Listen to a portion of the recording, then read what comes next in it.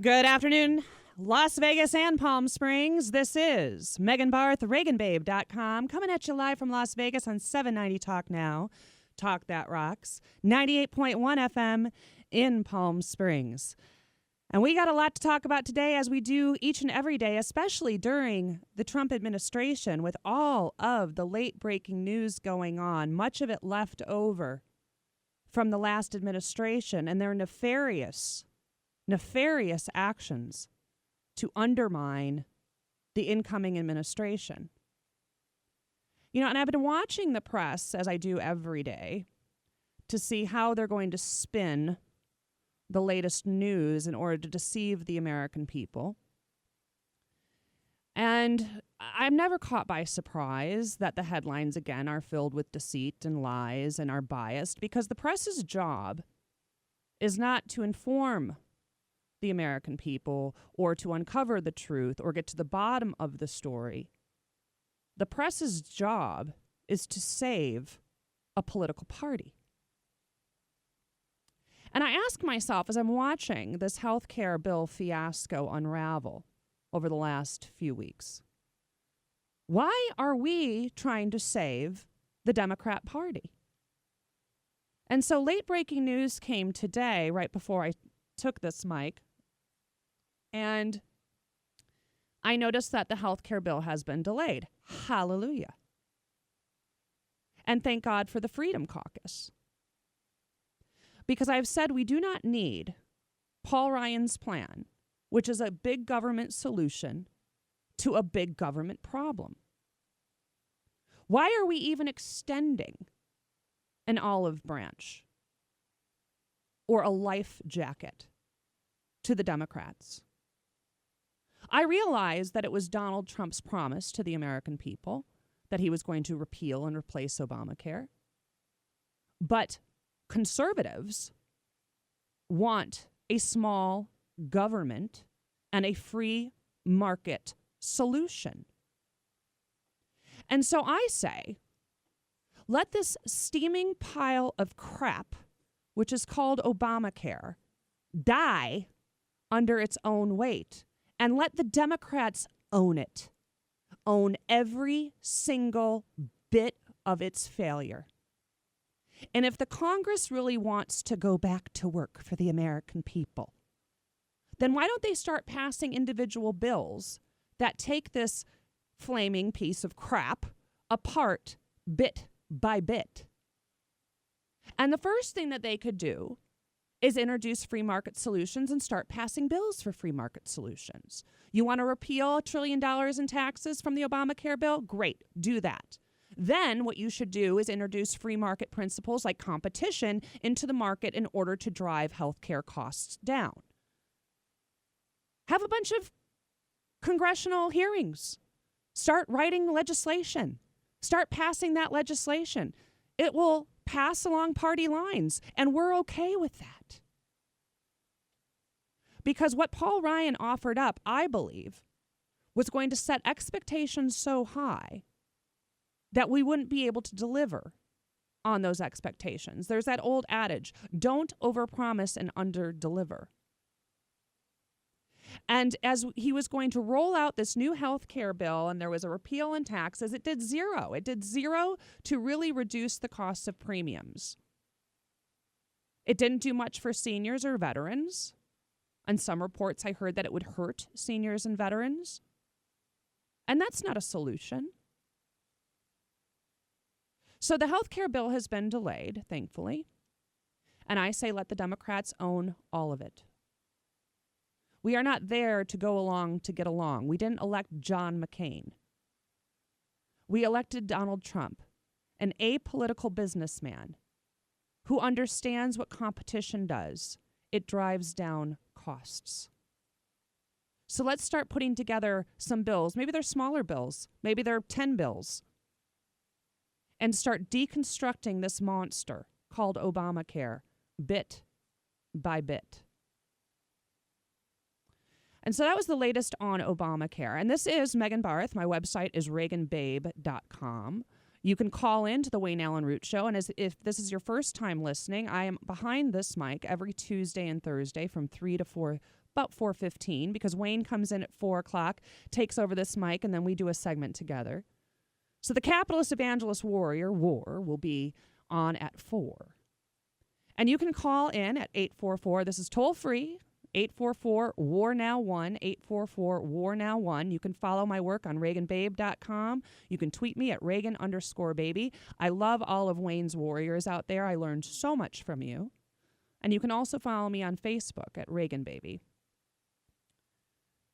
And so last night, as I go to turn on the news, of course, I see that another terrorist attack in London has happened again. And I watched the press again try to deceive not just the American people, but through the foreign press, deceive many. And at first, the reports, it's a bearded Asian man. Really? A bearded Asian man. Those were the first reports. First, he was just Asian, then he was a bearded Asian man.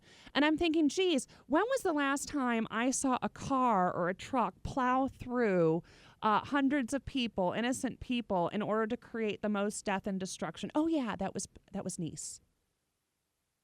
And then today, in case you missed it, over in Antwerp, Belgium, police stopped another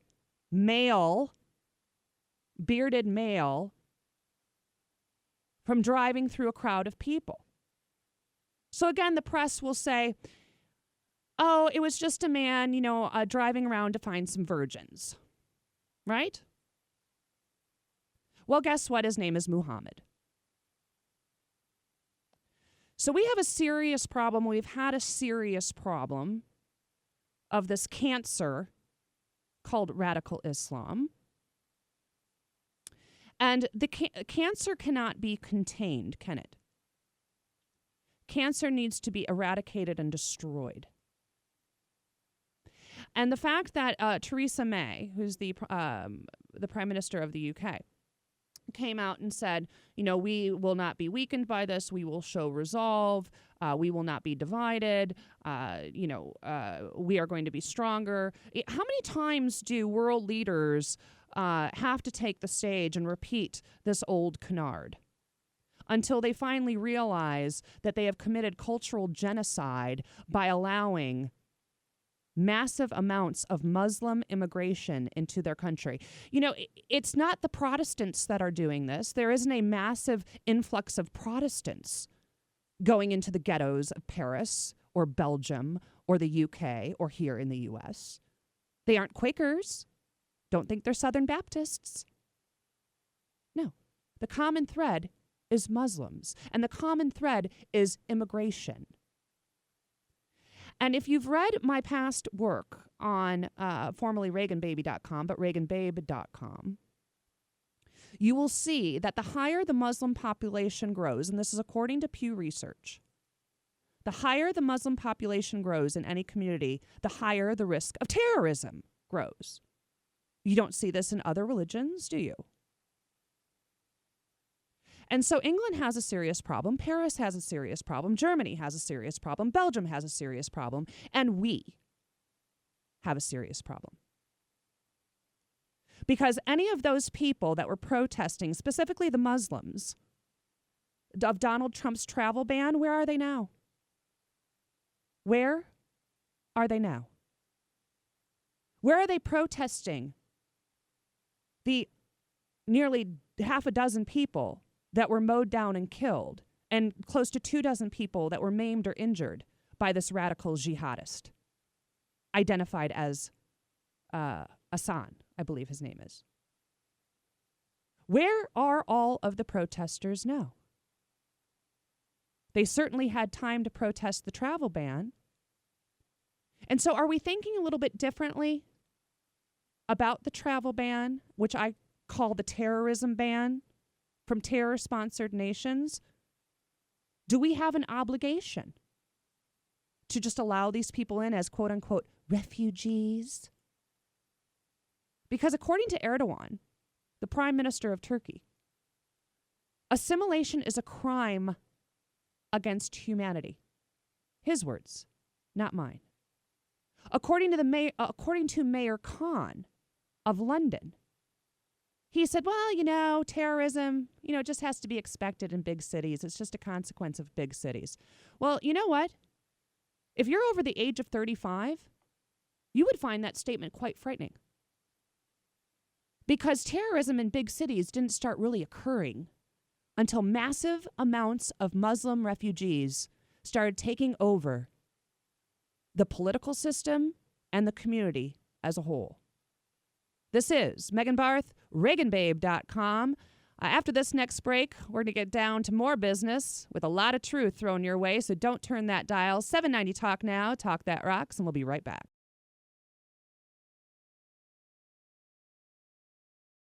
Welcome back, everybody. This is Megan Barth, ReaganBabe.com. 790 Talk Now, Talk That Rocks, live out of Sin City on 790 Talk Now and 98.1 FM in Palm Springs. Feel free, my Palm Springs cohorts, to call in toll free 844-WAR-NOW-1, 844-WAR-NOW-1, or if you're listening online, 790talknow.com. Feel free to call in toll free as well. Or if you're in the Las Vegas Valley, I know that Wayne's got some great warriors here and abroad. He is everywhere, always, as he is now, but he'll be joining us at 4 o'clock, taking over his own show, and then we'll do a segment and get caught up on the issues of the day. And before I went to the last break, I was talking about the correlation between the rise in Muslim immigration and terrorism. And you can directly equate the two. The larger the Muslim population is within any country, the higher the statistics of terror is. And according to statistics, within the British Muslim population, 26% of them think highly of Sharia law, and 4% of British Muslims have sympathy for suicide bombers. Oh. And so this is what Britain has imported in the name of multiculturalism and diversity. Those are the two words you always need to watch out for, because these types of terrorists are just, a part of a big city, according to the Muslim mayor of Khan. And these types of terrorist attacks are usually referred to, at least under the past administration, as workplace violence or gun violence, or the jihadist was mentally ill. It's never Islam, is it? Or at least it never was. And I wrote about this piece right after I wrote this piece right after the San Bernardino terrorist attack, which was first labeled by the left as gun violence and an unhappy worker. And in the sake of multiculturalism and diversity, and in order to keep those two tenets very strong within the Democrat platform, they always need to whitewash the enemy and create a boogeyman. So the enemy was never radical Islam, because the last administration was too busy fighting climate change. And do you find it interesting, and we're going to talk about this very soon, about how Trump said he was wiretapped by Obama, and Obama's a sick guy because of it? Well, we can't put those words into context, but we had to put in all of Obama's words, or all of Harry Reid's words, or all of Nancy Pelosi's words. We had to create context. So when Al-Qaeda was on the run, as we were told by Obama, contextually he was right. When ISIS was contained, taken in the context, it really was. But yet the left is losing its mind over a tweet that Donald Trump made, and they won't put that into context, even though now he has been proven right by Devin Nunes, and we'll get to that. But I wanted to take you to so you understand exactly how cultural genocide is being committed by political leaders here in Britain, in Paris, in Belgium, in Germany, and in many other places. I call this piece "The Slaves of Sharia." And this was written after the San Bernardino attack.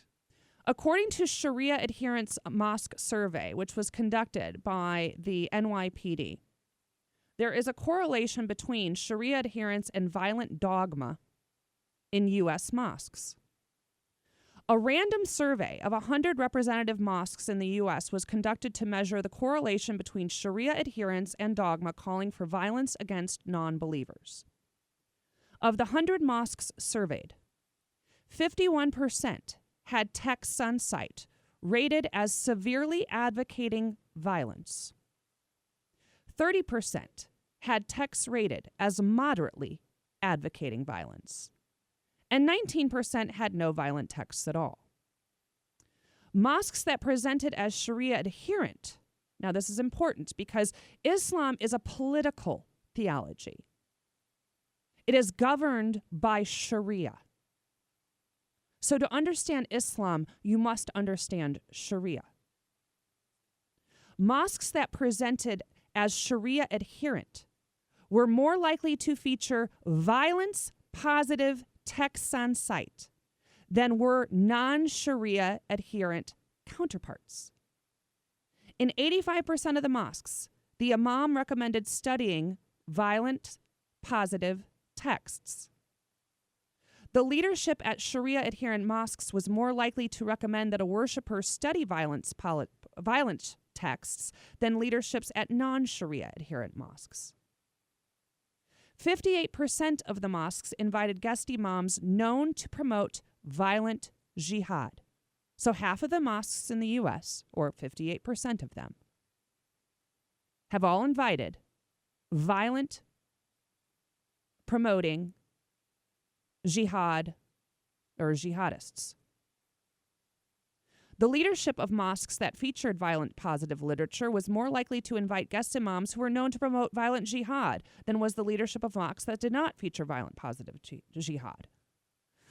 So a 2007 report, again by the NYPD, identified the implementation of Sharia and the establishment of a global Islamic state or a caliphate as the driving jihadi Salafi ideology behind jihadists in the U.S. and beyond. Now, to understand Islam, you also not only must understand Sharia and that it's a political theology, but you also must understand that it's a religion of conquest. It is a religion of submission. It is not a religion like Catholicism or any other religion. It is based, that is why we've been fighting radical Islam since the 7th century, because their goal is to create a caliphate through conquest. And the only way they achieve true conquest is to get into the political system and start impacting the laws or demand Sharia compliance within a country. And London acquiesced. They allow Sharia in London. Now, Sharia in our Constitution, Sharia and Western civilization do not go hand in hand. They are like oil and vinegar. There is no Bill of Rights in Sharia. Women do not have rights under Sharia. Gays are killed under Sharia, executed. Women can't even drive under Sharia. So Western civilization and Sharia law do not get along. Yet don't think that isn't stopping the conquest. In Tyler, Texas, by a 1-vote margin, they struck down a Sharia court that was trying to be established by a large mosque in Dallas. They actually wanted their separate court, a Sharia court. And it only failed by 1 vote in the city council. So you see the Democrats embracing this radical theology, political theology. To the benefit of whom? Western civilization? I think not. It's to the benefit of their own political party. When we saw all of the aggrieved women, all of the victims marching in D.C. and beyond wearing their pink knit caps and hijabs or hajibs, whatever those head coverings are. Yeah. Thanks, Charlie. Like towels over their head. Right? When I see that, I get hives. Because that is subjugation. Yet these women that are marching for empowerment along with their Islamic sisters turn a blind eye to the truth of Sharia. Where are the marchers now? In London. Where are the marchers now in Belgium? Are we going to keep wringing our hands and lighting candles and changing our Facebook profiles to the country's flag every time there's a terrorist attack?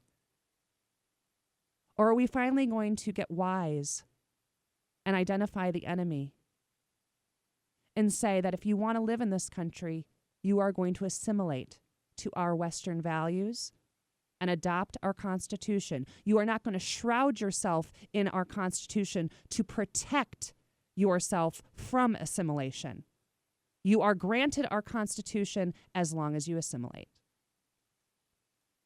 And we will get back after this break with some more breaking news, and that is from Devin Nunes, I think his name is.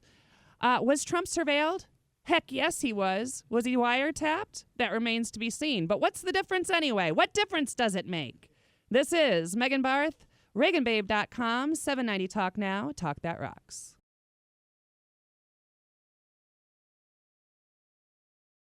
Welcome back. This is Megan Barth, ReaganBabe.com, live from Sin City, 790 Talk Now, Talk That Rocks, 98.1 FM in the Coachella Valley, Palm Springs. Welcome to the party, folks. If you'd like to call in, it's 844-WAR-NOW-1, 844-WAR-NOW-1. Before I lead out with some clips by Devin Nunes and how he revealed that Trump and his team were the victims of surveillance, let's keep in mind something that Sir Walter Scott said. Oh, what a tangled web when we weave, when we first practice to deceive. And Barack Obama, in the very last days of his administration, through executive order, imagine that, expanded the powers of the NSA and other intelligence agencies in their ability to share information. So it went from one agency being allowed to share information within that agencies to 16 agencies, making it much more difficult for the moles to be found.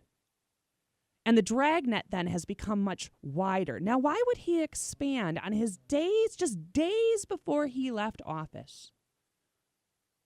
Why would he try to obfuscate the truth? Why would he try to add a level of what I would call, basically a blanket over the truth? Why would he have that truth disseminated from 16 different agencies instead of one?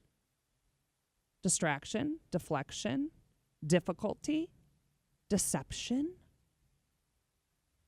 So let's hear what Devin Nunes comes. He drops this huge bomb on the press's lap, who have accused Donald Trump of lying and besmirching the past president by accusing him falsely, even though they didn't investigate themselves.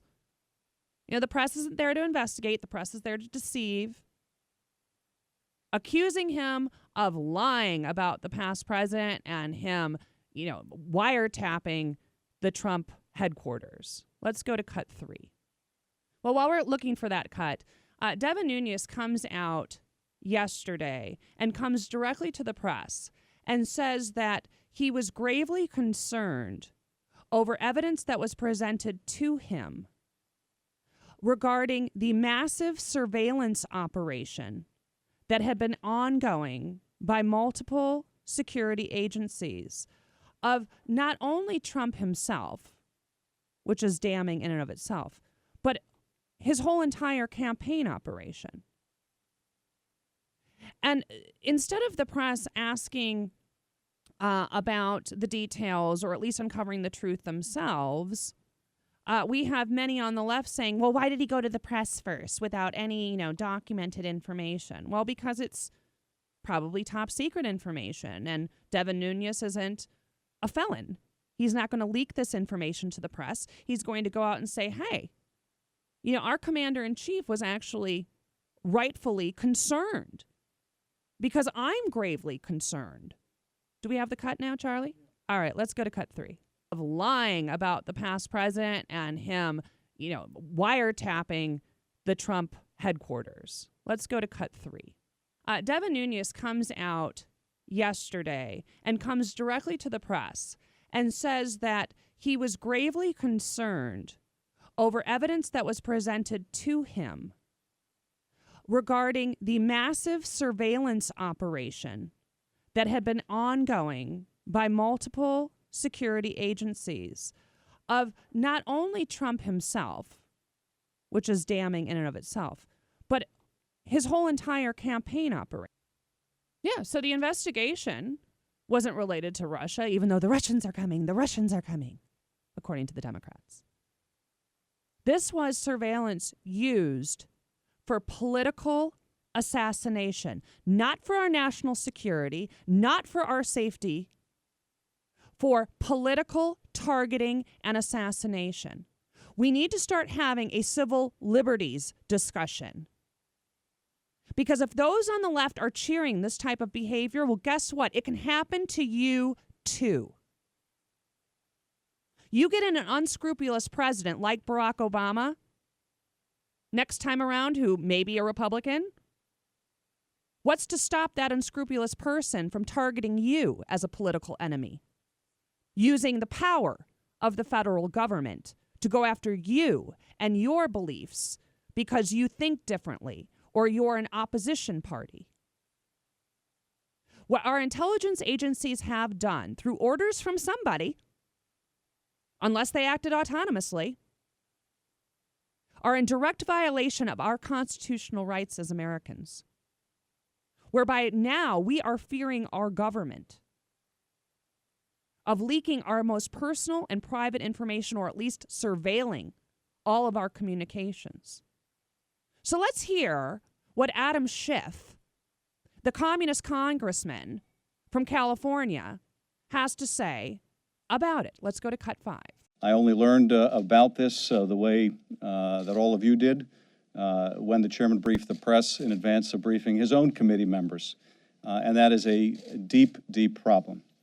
I think it does underscore the importance of establishing an independent commission, a body that is fully independent of any political considerations, including those that may emanate from the White House. Really, Adam?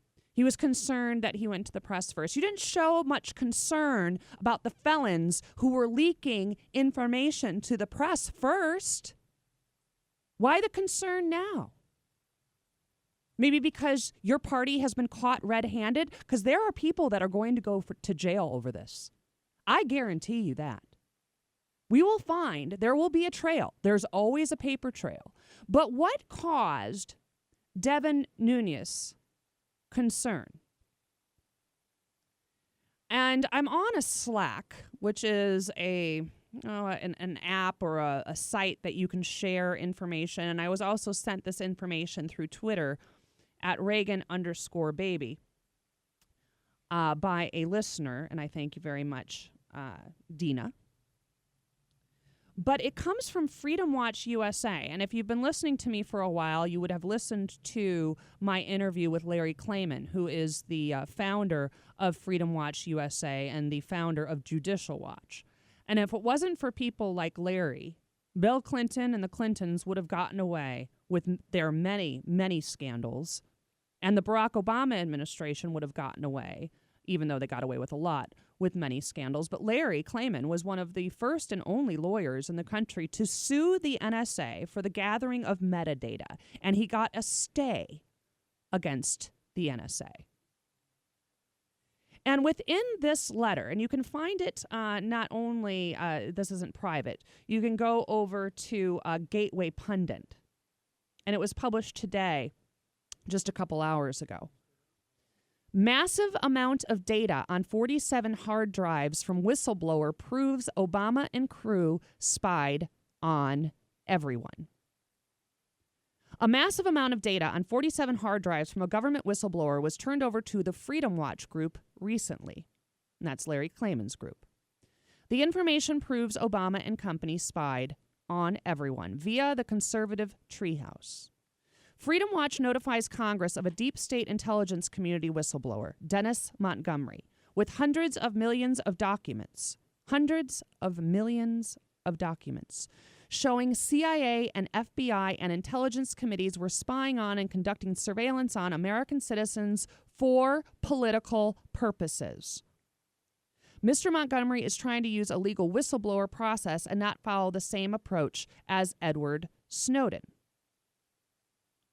And within this piece is the transcribed letter by Larry Klayman, who has addressed this letter to Devin Nunes.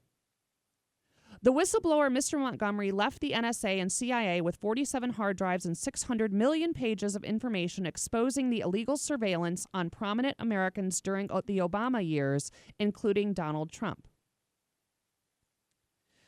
Mr. Montgomery uncovered that the NSA and CIA, with 47 hard drives, 600 million pages of information, much of which is classified, and sought to come forward legally as a whistleblower to appropriate government entities, including congressional intelligence committees, to expose that the spy agencies were engaged for years in a systematic illegal surveillance on prominent Americans, again, including the Chief Justice of the Supreme Court, other justices, 156 judges, prominent businessmen such as Donald Trump, and even yours truly, which would have been Larry Klayman. Working side by side with former Obama Director of National Intelligence, DIA, James Clapper, that useful idiot, who lied in congressional testimony, and former Obama Director of the CIA, the other useful idiot, John Brennan, Montgomery witnessed up close and personal this Orwellian Big Brother intrusion on privacy, likely for potential coercion, blackmail, or other nefarious purposes. But when Montgomery came forward as a whistleblower to congressional intelligence committees and various other congressmen and senators, including Senator Charles Grassley, chairman of the Senate Judiciary Committee, who, like Comey, once had a reputation for integrity, he was blown off. No one even wanted to hear what he had to say. The reason, Larry Klayman suspects, is that Montgomery's allegations were either too hot to handle, or the Congressional Intelligence and Judiciary Committees already knew that this unconstitutional surveillance was being undertaken.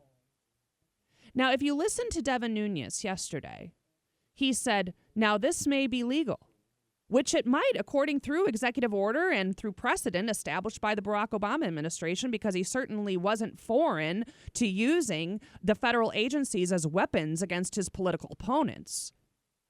I mean, we saw that firsthand, whether it was Lois Lerner with the IRS targeting Tea Parties, his political enemies, whether it was the DOJ that targeted Gibson Guitars because the founder or the president of Gibson Guitars was a Republican donor, or if it was someone like Catherine Engelbrecht, who owned a business with her husband for 25 years, never saw a federal agent until she started True the Vote to root out vote fraud in Houston. After she did that, 5 federal agencies descended on her and her husband's business out of the blue and nearly bankrupted their company.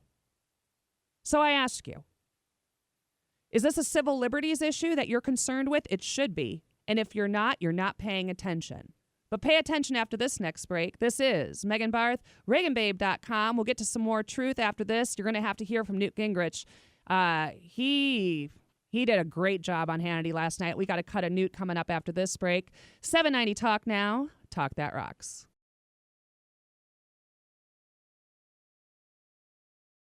And welcome back. This is Megan Barth, ReaganBabe.com, 790 Talk Now, Talk That Rocks, live from Sin City, 98.1 FM in the Coachella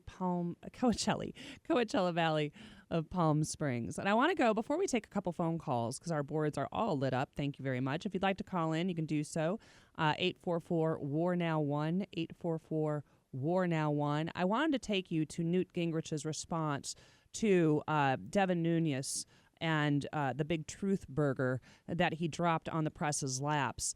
And I'm waiting, as well as Newt Gingrich is, for an apology. For the apology from the press to claim that Donald Trump was lying this whole time, that he was surveilled, when in fact he wasn't. So let's go to cut 1. I hope that both the House and Senate intelligence committees are going to dig into this and rip apart the bureaucracies and find out who did it, who authorized it, how did they make the changes that the Obama committee made, the Obama presidency made, to make it easier to leak. This is really very, very sobering about American civil liberties. Here apparently you have a president whose party is defeated, who then uses the intelligence apparatus of the United States and then changes the rules knowing it will make it easier to leak. And this whole thing is sick. I also think that it is astonishing to have had everybody pile on President Trump and now turn out that President Trump is right. I look forward to the New York Times and the Washington Post issuing editorials of mea culpa admitting that Trump was right and they were wrong. Yeah, I won't hold my breath for that one, Newt, because the press, again, does not have a country to save. It has a political party to save. And let's take some of these calls before Wayne comes in, shall we? Let's go to call number 2. Line 2, Dane is on hold. Hi, Dane. Hi, Megan. Listen, one of the reasons that I believe that Obama and his minions were basically tapping, listening, doing everything they could before the election is because they felt that they were so invincible that they had a lock on election and their girl Hillary was going to be the next president. They were so arrogant that they knew that their other attorney, Loretta Lynch, wouldn't protect the hen house. Okay, so they had the protection. We're not going to get prosecuted because we're going to be in there and we're going to be watching the hen house. And they got the shock of their life. And now they got caught holding the bag, and that's what has happened here. So the wall of Jericho is about to fall on them, and it's just a matter of time. But these people are the most corrupt, arrogant people that ever walked the face of the earth. And I'm waiting for the day, and I hope it's soon rather than later, that they convict or do something. These people need to be prosecuted at the utmost law they can. That's right. And what do you think about James Comey? How do you think he's entangled in this? And do you think that Trump finally has enough evidence to let him go? Because if you listen to James Comey's testimony the other day, he was kind of caught in a doublespeak, whereby he said these investigations, not these specific investigations, but the Russian investigation specific to the Trump campaign started in June of 2016. And normally these investigations are updated with the administration as well as the congressional committees quarterly. But this time they didn't update anyone quarterly. They didn't update anyone until 8 months later. And so I believe that Donald Trump, as he came in, it took him a while to, basically not confirm Comey, but to keep Comey on. That if he knew there was an ongoing investigation and he released Comey, then he would be charged by the Democrats with interfering in an ongoing investigation. And again, there would be calls for impeachment. So where do you see Comey's position now? I think Comey's position is he's being compromised, number one. Yep. And Trump needs to get a new person in there, a new director of the FBI. He needs to start fresh and clean and get somebody that really has a backbone and is honest, like the Supreme Court judge. This guy was incredible. He needs somebody like that running the FBI. There you go. We need some principles surrounding the White House, right? Some principled folks, some principled leaders. Thanks for your call, Dane. I appreciate it. And we're going to have some backbone because guess who just walked into the studio? Wayne Allyn Root. So stay tuned. After this break, he and I will do a segment, and it will come at you live from Las Vegas on 790 Talk Now. Talk That Rocks.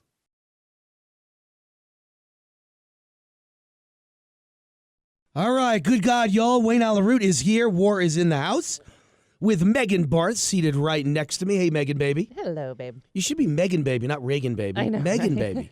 Megan Reagan, baby. I get that a lot. Say that 5 times in a row fast. Right? Megan Reagan, baby. Megan Reagan, baby. Can't say it more than 2.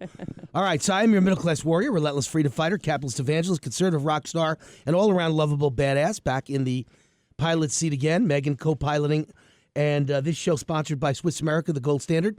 #1 precious metals company in America. Contact Swiss America at 800-BUY-COIN, 800-BUY-COIN, or go to SwissAmerica.com. Remember, it is IRA and SEP IRA season. April 15th, tax day coming up fast. That dreaded day with those dreaded IRS agents. And you are going to want to have an IRA and put some money away. It's the only legal way of reducing taxes in this world. And so you want it to be in physical gold and silver, knowing all the disasters that await the next few years, like the collapse of the replacement for Obamacare, which so far today collapsed. I don't think it will be a long-term collapse. I really don't. I think Trump will find a way to heal the divide and make it work. But in any case, when things like this happen and there are hiccups or economic blips or economic crashes or terrorist attacks, you want to own gold and you want it in your IRA account. You can retire with safety. My books, The Power of Relentless and Angry White Male, my website, rootforamerica.com. And, of course, the call-in number for the show, 844-WAR-NOW-1. Anywhere in the United States, 844-WAR-NOW-1. It is toll-free anywhere in America, 844-927-6691. All right, Megan baby, Reagan baby. So I guess you'd say the top story in the news is a combination between the terrorist attack in England, the failure today, or at least the postponement of the vote on Obamacare because he didn't have the votes. Donald did not. Right, and there was also another attempted terror attack in Belgium. There was? Yes. Did not see that. What happened? Antwerp, yeah. The Antwerp police stopped a twerp? A man named, yeah. They were anti-twerp. A Muslim twerp?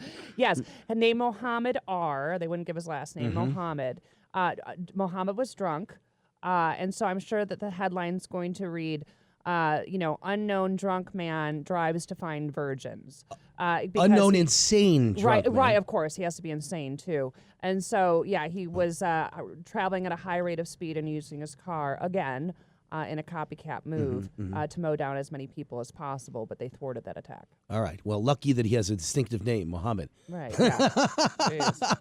I mean, you could pick out Bob, if you picked out 100 terrorists, 97 are named Mohammed. Yeah. And 99% of them are Muslim. But here's what the liberal PC police would say. Look, there's a man named Mohammed in line at the airport. He's twitching. His eyes are blinking. He's sweating profusely. He's got a big thing sticking out of his stomach that looks like it's either a giant wallet or a bomb, and it's ticking. And they'd say, grab that old lady and check her out. Right. Let him walk by. That would be racism to stop him. You don't stop someone because their name is Mohammed. Excuse me, what were the last 32 terrorist bombers' name? Mohammed. What's his name? Yeah, but Mohammed. don't look for a pattern. But that would be prejudice. But if you look for a pattern, you're a racist. That's profiling. Right. You get to stop every man named Mohammed is profiling. Right. But every terrorist named Mohammed doesn't matter. It's profiling. Freaking liberals are just insane. All right. If you saw the letters I get in the RJ, I keep telling you every time I see you, but I get new ones every day, Thank God, like this morning was the most response I've ever gotten to anything I've ever written other than the don't charge for valet parking. That was a big one. That was a huge one. Oh, my God, was that huge. You got a lot of hate mail from the Sandoval one. So what was this one? This one was No Way, Jose, Are We Naming Harry Reid Airport? Thank God. And I got... Did you put No Way, Jose? No, I didn't. Oh. I did for Fox News, and they're putting it up tomorrow. It'll be up at Fox News tomorrow. Okay. I take the same article, it gets double duty. I might put a different headline in, add a different paragraph, change some things around, but I get the same point across. So, I'm on pace to get about 100 plus emails. Wow. 99 are pro my argument. Everyone said, God bless you, thank God, love it, can't be Harry Reid. One was negative. And the one again was like, P.U., your poop stinks, you're a poopy loser, F you. This is liberals, folks. They're retarded. There's something wrong with them. And every time I use the word retarded, I feel bad because I'm really, there are people that are physically retarded or mentally retarded. That's not their fault. So I'm putting them down by comparing them to Democrats. I'm sorry. I apologize to anyone who is physically or mentally disabled. I'm sorry. Liberalism is a mental disorder. We all know that. It is. And they prove it every single day.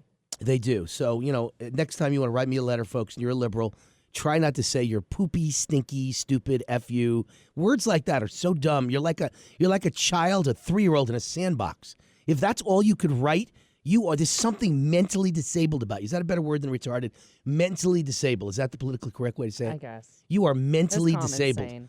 But anyway, but the 99 good ones, wow, what great letters. So everybody has the same feel. You can't name the airport Harry Reid Airport. I'm sorry. I cannot believe they're going to name an airport or going to attempt I don't to name think they're going to. an airport I don't believe after they're going he to. went after ranchers in the state, like the Bundys, for example. How did he become a millionaire after making $170,000 a year No, as a but- senator? He harbored illegal aliens. He did nothing. The biggest fraud, the biggest corrupt fraudster in our Senate in modern history, and they want to elevate him and put his name on something. They should put it. They should put his name. If they're going to put his name on anything, they should put it on a sewer. Right, on a sewage treatment plant. Right. Now, all of that is true, but that's not the point I'm trying to make. My point is, you don't ever name, in a tourist capital of the world, the airport after anyone controversial of either party. You know, you don't name the airport, think of a great Republican in this, Sig Rogich is a great Republican. How about Chick Heck, the former United States Senator, great Republican. If he had not gone down in a ball of flames cheating on his wife, John Henson was a pretty well-known Republican. I wouldn't want the airport named after them either. First of all, it's confusing. Let's start with that. When you're landing, it should be landing in Las Vegas International Airport, not McCarran and not Harry Reid and not John Henson. Just you're landing in Las Vegas Airport. Greatest name in the world of branding, Las Vegas. Why are we running away from the name? And then number two, you just don't bring up a controversial name that half the people hate. So every Republican despises Harry Reid, as I said in the article. I mean, I really put it out Even there. his own brother despises him. Yeah, right. Somebody beat him up that day in his That's in his right. bathroom at midnight while he was using his Nautilus machine in the bathroom. Right. Somebody beat him up pretty good.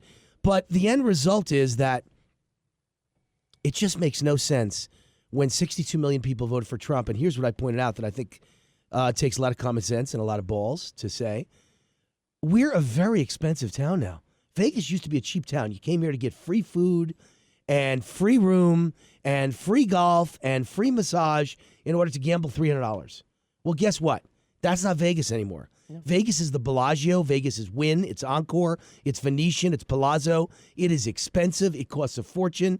And these are the Four Seasons boutique hotel. Vegas costs a fortune. The restaurants cost a fortune. I can't afford the damn Strip anymore. So the people coming here are overwhelmingly Trump voters. Why would you name the airport Harry Reid Airport? You know, listen, 90% of the Democratic vote is poor people on welfare and food stamps. They don't travel well. And illegals. And illegals, right. They don't travel well. They're not coming to Vegas. If you're on welfare, you can't afford Vegas. You can't afford Mandalay Bay. Hey, they make a pretty good buck being on welfare. Let's not, fool ourselves. They don't make that kind of buck. But they don't make that kind of buck. They're not going to pay $18 for a vodka tonic. So if you believe liberals... I don't go to the Strip. I'm not going to pay $18 for a vodka tonic. If there's one thing in life liberals have been right about, one single thing, it's that they say the rich are Republican. And that's true.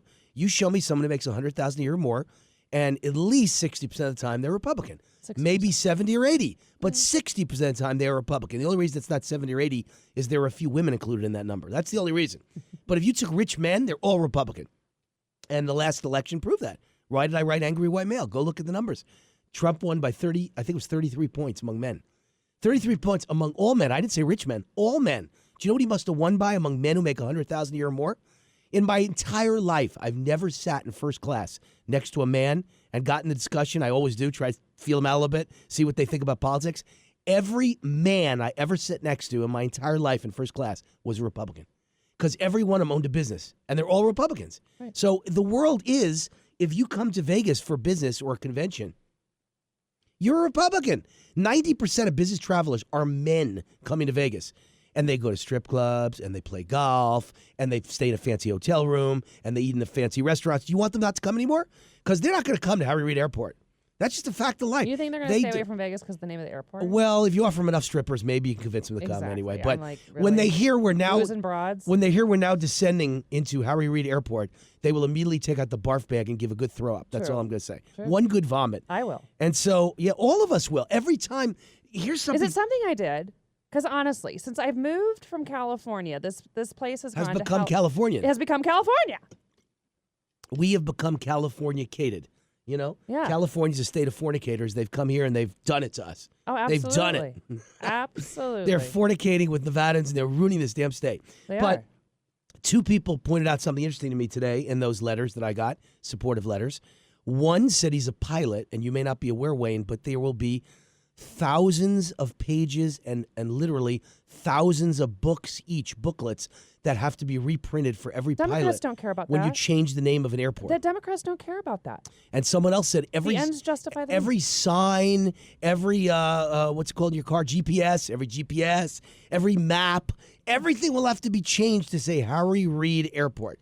That is going to cost millions of dollars for a name that most people They don't care. It's but other most people's people money. don't know. Most people don't know, and then any Republican hates, despises. And Democrats in Nevada know it, but Democrats outside Nevada do not know Harry Reid's name. How do I know? Because if you ever watch Jimmy Kimmel on ABC late night, he does those things where he walks up to people on Hollywood Boulevard. They didn't know who Joe Biden was. They showed a picture of Joe Biden. Ever tell you that story? Mm-hmm. And nobody knew on the whole Hollywood Boulevard. And the last guy, everyone was guessing and going, I don't know. I guess I should. Oh, who is that? He only been vice president for 8 years. They didn't know who he was. The last guy was black. And he looked at the picture and said, that's got to be a Republican politician because he looks like an old white man. So they don't know who Harry Reid is. Matter of fact, that means everyone who guesses from the left, many of them will not know, and many of them will guess, oh, he's an old white man. He must be a Republican. That's got to be an opponent of Barack Obama. Harry Reid must be a Republican, an evil Republican. So to use his name is just stupid, suicidal, damaging, destructive, bad branding, all the above. All right, on to the next topic. And that's a very typical result of a Democrat proposition. Yes. On to the next topic before we have to go, and the next topic is the topic of Donald Trump, and I believe he has been vindicated again. Again. Not only with the, what is it, Nunes? Is that how you pronounce Nunes, it? Nunes. Yeah, I know. I Whatever it is, Right. Nunes. He Nunes. came out with the idea that he's seen the information, and they were absolutely, Surveilling. surveilling, right? He wouldn't use the word spy. He said, I won't go to that word yet. What is it? I mean, come on. We're I know. parsing words now. Wiretapping, spying, surveilling. Right. It is all the same damn thing. I agree. It's just idiotic. It's like Bill Clinton saying it depends on the meaning of the word is. What does right. is mean? Right. So they're parsing words, but Trump was right. Now a CIA whistleblower leaked proof Trump was under systematic illegal surveillance over 2 years ago, and the FBI sat on it. So I don't know how you can argue like the Wall Street Journal did 2 days ago. They had an editorial that Donald Trump's a liar and he's brought, disrespect on the presidency because no one believes anything he says anymore because he's such a liar. The Wall Street Journal said that, by the way. Well, they've been compromised, I think, too. Oh, everyone has. Yeah. Because every corporation, large one, is against Donald Trump because they don't like what he's doing. It's simple as that. He's giving power back to the people. They don't want to hear it. So it's not Republican, Democrat anymore. It's big business against everybody else. Big business and liberals against everybody else. So that's the problem. But Donald Trump was right again. As we come back to the show, lots to talk about. One of them will be an article in American Thinker about Clark County Sheriff Joe Lombardo's firearms nescience. What word is that? Nescience? Nescience? I never heard that word in my life, by the way. Nescience? Never heard the word in my life. I'm going to Google But it. it's an interesting article because it really does point out the folly of wanting to limit the amount of bullets in the clip of a gun, and that's what Joe Lombardo wants to do. And I like Joe, but I certainly disagree with that. And it argues very strongly, very vociferously, you want me to put a big word together, vociferously, that Joe Ignorance. Lombardo's wrong. It means ignorance. It means ignorance. All right, so Just say Sheriff ignorance. Joe Lombardo's firearms ignorance. Why didn't you just say that? I know. All kinds of great stories coming up next. Of course, a stinging defeat for Trump. The House delays the health care vote on doubts it could pass. That's a headline, stinging defeat for Trump. I don't think so. I will be willing to bet you. You know how many bets I've won on Donald Trump? Within a week, he'll twist enough arms, change a few things in the bill, he'll be back and he'll pass it. They think it's a big defeat. Donald Trump isn't defeated. You just go back and renegotiate. Right, you renegotiate. He'll be fine. He'll be fine. All right, Megan, say goodbye. Bye. Megan, you're great. Thank you. You are too. Thank you again, Megan welcome. Barth, Always. Wayne Allyn, War Now. We'll be back in a sec, and when we do, the battle is on. The war will be won. This is Wayne Allyn. All right, good God, y'all. Wayne Allyn is here. War is in the house with Megan Barth seated right next to me. Hey, Megan, baby. Hello, babe. You should be Megan, baby, not Reagan, baby. I know, Megan, right? baby. Megan Reagan, baby. I get that a lot. Say that 5 times in a row fast. Right? Megan Reagan, baby. Can't say it more than 2. All right, so I'm your middle-class warrior, relentless freedom fighter, capitalist evangelist, conservative rock star, and all-around lovable badass back in the pilot seat again. Megan co-piloting. And this show sponsored by Swiss America, the gold standard. #1 precious metals company in America. Contact Swiss America at 800-BUY-COIN, 800-BUY-COIN, or go to SwissAmerica.com. Remember, it is IRA and SEP IRA season. April 15th, tax day coming up fast. That dreaded day with those dreaded IRS agents. And you are going to want to have an IRA and put some money away. It's the only legal way of reducing taxes in this world. And so you want it to be in physical gold and silver, knowing all the disasters that await the next few years, like the collapse of the replacement for Obamacare, which so far today collapsed. I don't think it will be a long-term collapse. I really don't. I think Trump will find a way to heal the divide and make it work. But in any case, when things like this happen and there are hiccups or economic blips or economic crashes or terrorist attacks, you want to own gold and you want it in your IRA account. You can retire with safety. My books, The Power of Relentless and Angry White Male, my website, rootforamerica.com. And, of course, the call-in number for the show, 844-WAR-NOW-1, anywhere in the United States, 844-WAR-NOW-1. It is toll-free anywhere in America, 844-927-6691. All right, Megan baby, Reagan baby. So I guess you'd say the top story in the news is a combination between the terrorist attack in England, the failure today, or at least the postponement of the vote on Obamacare because he didn't have the votes. Donald did not. Right, and there was also another attempted a terror attack in Belgium. It was? Yes. Did not see that. What happened? Antwerp. Yeah, the Antwerp police stopped Stopped a twerp? a man named, yeah. They were anti-twerp. A Muslim twerp? Yes, named Mohammed R. They wouldn't give his last name, Mohammed. Mohammed was drunk, and so I'm sure that the headline's going to read, unknown drunk man drives to find virgins. Unknown insane drunk man. Right, of course. He has to be insane, too. And so, yeah, he was traveling at a high rate of speed and using his car, again, in a copycat move to mow down as many people as possible, but they thwarted that attack. All right. Well, lucky that he has a distinctive name, Mohammed. Right, yeah. I mean, you could pick out Bob, if you picked out 100 terrorists, 97 are named Mohammed. Yeah. And 99% of them are Muslim. But here's what the liberal PC police would say.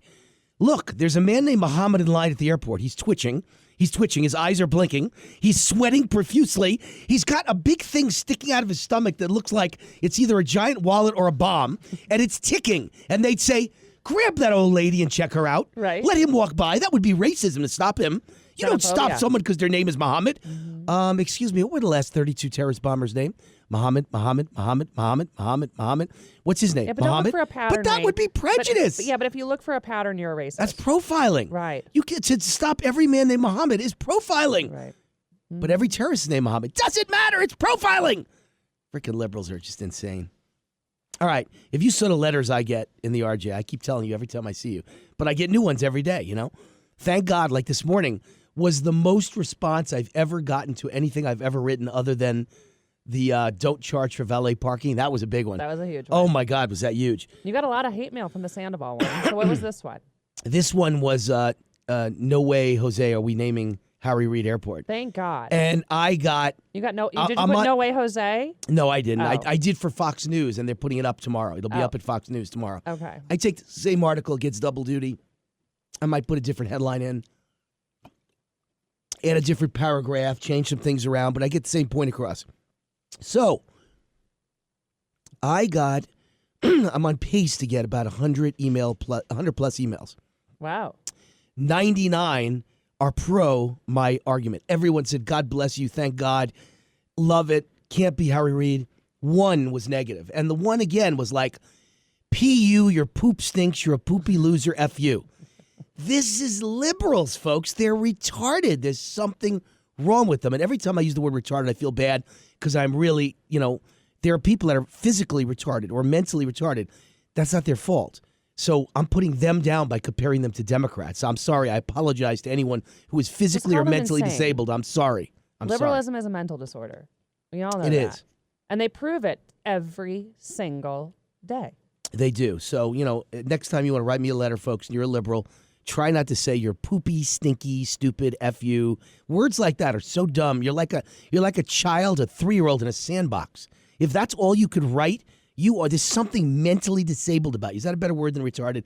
Mentally disabled. Is that the politically correct way to say it? I guess. You are mentally That's disabled. insane. But anyway, but the 99 good ones, wow, what great letters. So everybody it has the same feel. You can't name the airport Harry Reid Airport. I'm sorry. I cannot believe you can't. they're going to name an airport or going to attempt I to don't name think they're going to. an airport I don't believe after they're going he to. went after ranchers in this state, like the Bundys, for example. How did he become a millionaire after making $170,000 a year as a senator? He harbored illegal aliens. He did nothing. The biggest fraud, the biggest corrupt fraudster in our Senate in modern history, and they want to elevate him and put his name on something. They should put it. They should put his name. If they're going to put his name on anything, they should put it on a sewer. Right, on a sewage treatment plant. Right. Now, all of that is true, but that's not the point I'm trying to make. My point is, you don't ever name, in a tourist capital of the world, the airport after anyone controversial of either party. You know, you don't name the airport, think of a great Republican in this, Sig Rogich is a great Republican. How about Chick Heck, the former United States Senator, great Republican. If he had not gone down in a ball of flames cheating on his wife, John Henson was a pretty well-known Republican. I wouldn't want the airport named after them either. First of all, it's confusing. Let's start with that. When you're landing, it should be landing in Las Vegas International Airport, not McCarran and not Harry Reid and not John Henson. Just you're landing in Las Vegas Airport. Greatest name in the world of branding? Las Vegas. Why are we running away from the name? And then number two, you just don't bring up a controversial name that have to be played. So every Republican despises Harry Reid, as I said in the article. I mean, I really put it out there. Even his own brother despises him. Yeah, right. Somebody beat him up that day in his his bathroom at midnight while he was using his Nautilus machine in the bathroom. Right. Somebody beat him up pretty good. But the end result is that it just makes no sense when 62 million people voted for Trump. And here's what I pointed out that I think takes a lot of common sense and a lot of balls to say. We're a very expensive town now. Vegas used to be a cheap town. You came here to get free food and free room and free golf and free massage in order to gamble $300. Well, guess what? That's not Vegas anymore. Yeah. Vegas is the Bellagio. Vegas is Wynn. It's Encore. It's Venetian. It's Palazzo. It is expensive. It costs a fortune. And these are the Four Seasons boutique hotel. Vegas costs a fortune. The restaurants cost a fortune. I can't afford the damn Strip anymore. So the people coming here are overwhelmingly Trump voters. Why would you name the airport Harry Reid Airport? You know, listen, 90% of the Democratic vote is poor people on welfare and food stamps. They don't travel well. And illegals. And illegals, right. They don't travel well. They're not coming to Vegas. If you're on welfare, you can't afford Vegas. You can't afford Mandalay Bay. Hey, they make a pretty good buck being on welfare. Let's not, fool ourselves. They don't make that kind of buck. But they don't make that kind of buck. They're not going to pay $18 for a vodka tonic. So if you believe liberals... I don't go to the Strip. I'm not going to pay $18 for a vodka tonic. If there's one thing in life liberals have been right about, one single thing, it's that they say the rich are Republican. And that's true. You show me someone who makes $100,000 a year or more, and at least 60% of the time they're Republican. 60%. Maybe 70 or 80, but 60% of the time they're Republican. The only reason it's not 70 or 80 is there are a few women included in that number. That's the only reason. But if you took rich men, they're all Republican. And the last election proved that. Why did I write angry white male? Go look at the numbers. Trump won by 30, I think it was 33 points among men. 33 points among all men. I didn't say rich men, all men. Do you know what he must have won by among men who make $100,000 a year or more? In my entire life, I've never sat in first class next to a man and gotten the discussion. I always do, try to feel them out a little bit, see what they think about politics. Every man I ever sat next to in my entire life in first class was a Republican. Because every one of them owned a business, and they're all Republicans. Right. So the world is... If you come to Vegas for business or a convention, you're a Republican. 90% of business travelers are men coming to Vegas. And they go to strip clubs, and they play golf, and they stay in a fancy hotel room, and they eat in the fancy restaurants. Do you want them not to come anymore? Because they're not going to come to Harry Reid Airport. That's just a fact of life. You think they're going to stay away from Vegas because of the name of the airport? Well, if you offer them enough strippers, maybe you can convince them to come anyway. But really? when they hear we're now descending into Harry Reid Airport, they will immediately take out the barf bag and give a good throw up. That's all I'm going to say. True. One good vomit. I will. And so, yeah, all of us will. Every time. Here's something. Is it something I did? Because honestly, since I've moved from California, this place has become Californian. It has become California. We have become California-cated. You know, Yeah. California's a state of fornicators. They've come here and they've done it to us. Oh, absolutely. They've done it. Absolutely. They're fornicating with Nevadans and they're ruining this damn state. They but are. two people pointed out something interesting to me today in those letters that I got, supportive letters.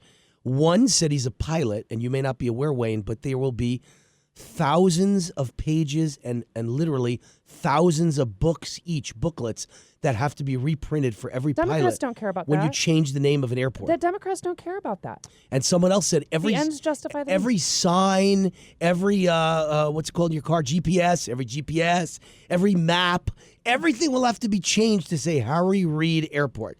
That is going to cost millions of dollars for a name that most people They don't care. It's but other most people's people money. don't know. Most people don't know, and then any Republican hates, despises. And Democrats in Nevada know it, but Democrats outside Nevada do not know Harry Reid's name. How do I know? Because if you ever watch Jimmy Kimmel on ABC late night, he does those things where he walks up to people on Hollywood Boulevard. They didn't know who Joe Biden was. They showed a picture of Joe Biden. Ever tell you that story? Mm-hmm. And nobody knew on the whole Hollywood Boulevard. And the last guy, everyone was guessing and going, I don't know. I guess I should. Oh, who is that? He only been vice president for 8 years. They didn't know who he was. The last guy was black. And he looked at the picture and said, that's got to be a Republican politician because he looks like an old white man.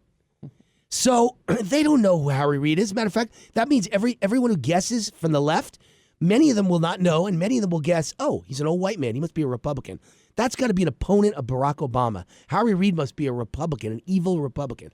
So to use his name is just stupid, suicidal, damaging, destructive, bad branding, all the above. All right, on to the next topic. And that's a very typical result of a Democrat proposition. Yes. On to the next topic before we have to go. And the next topic is the topic of Donald Trump. And I believe he has been vindicated again. Again. Not only with the, what is it, Nunes? Is that how you pronounce Nunes, it? Nunes. Yeah, I know. I Whatever it is, right. Nunes. He came Nunes. out with the idea that he's seen the information and they were absolutely surveilling. well, surveilling, right? He wouldn't use the word spy. He said, I won't go to that word yet. What is it? I mean, come on. We're I know. parsing words now. Wiretapping, spying, surveilling. Right. It is all the same damn thing. I agree. It's just idiotic. It's like Bill Clinton saying it depends on the meaning of the word is. What does right. is mean? Right. So they're parsing words, but Trump was right. Now a CIA whistleblower leaked proof Trump was under systematic illegal surveillance over 2 years ago, and the FBI sat on it. So I don't know how you can argue like the Wall Street Journal did 2 days ago. They had an editorial that Donald Trump's a liar and he's brought, disrespect on the presidency because no one believes anything he says anymore because he's such a liar. The Wall Street Journal said that, by the way. Well, they've been compromised, I think, too. Everyone has. Yeah. Because every corporation, large one, is against Donald Trump because they don't like what he's doing. It's simple as that. He's giving power back to the people. They don't want to hear it. So it's not Republican, Democrat anymore. It's big business against everybody else. Big business and liberals against everybody else. So that's the problem. But Donald Trump was right again. As we come back to the show, lots to talk about. One of them will be an article in American Thinker about Clark County Sheriff Joe Lombardo's firearms nescience. What word is that? Nescience? Nescience? I never heard that word in my life, by the way. Nescience? Never heard the word in my life. I'm going to Google But it. it's an interesting article because it really does point out the folly of wanting to limit the amount of bullets in a clip of a gun, and that's what Joe Lombardo wants to do. And I like Joe, but I certainly disagree with that. And it argues very strongly, very vociferously, you want me to put a big word together, vociferously, that Joe Lombardo's wrong. It means ignorance. It means ignorance. All right, so Just say Sheriff ignorance. Joe Lombardo's firearms ignorance. Why didn't you just say that? I know. All kinds of great stories coming up next. Of course, a stinging defeat for Trump. The House delays the health care vote on doubts it could pass. That's a headline, stinging defeat for Trump. I don't think so. I will be willing to bet you. You know how many bets I've won on Donald Trump? Within a week, he'll twist enough arms, change a few things in the bill, he'll be back and he'll pass it. They think it's a big defeat. Donald Trump isn't defeated. You just go back and renegotiate. Right, you renegotiate. He'll be fine. He'll be fine. All right, Megan, say goodbye. Bye. Megan, you're great. Thank you. You are too. Thank you again, Megan welcome. Barth. Always. Wayne Allyn, War Now. We'll be back in a sec, and when we do, the battle is on. The war will be won. This is Wayne Allyn.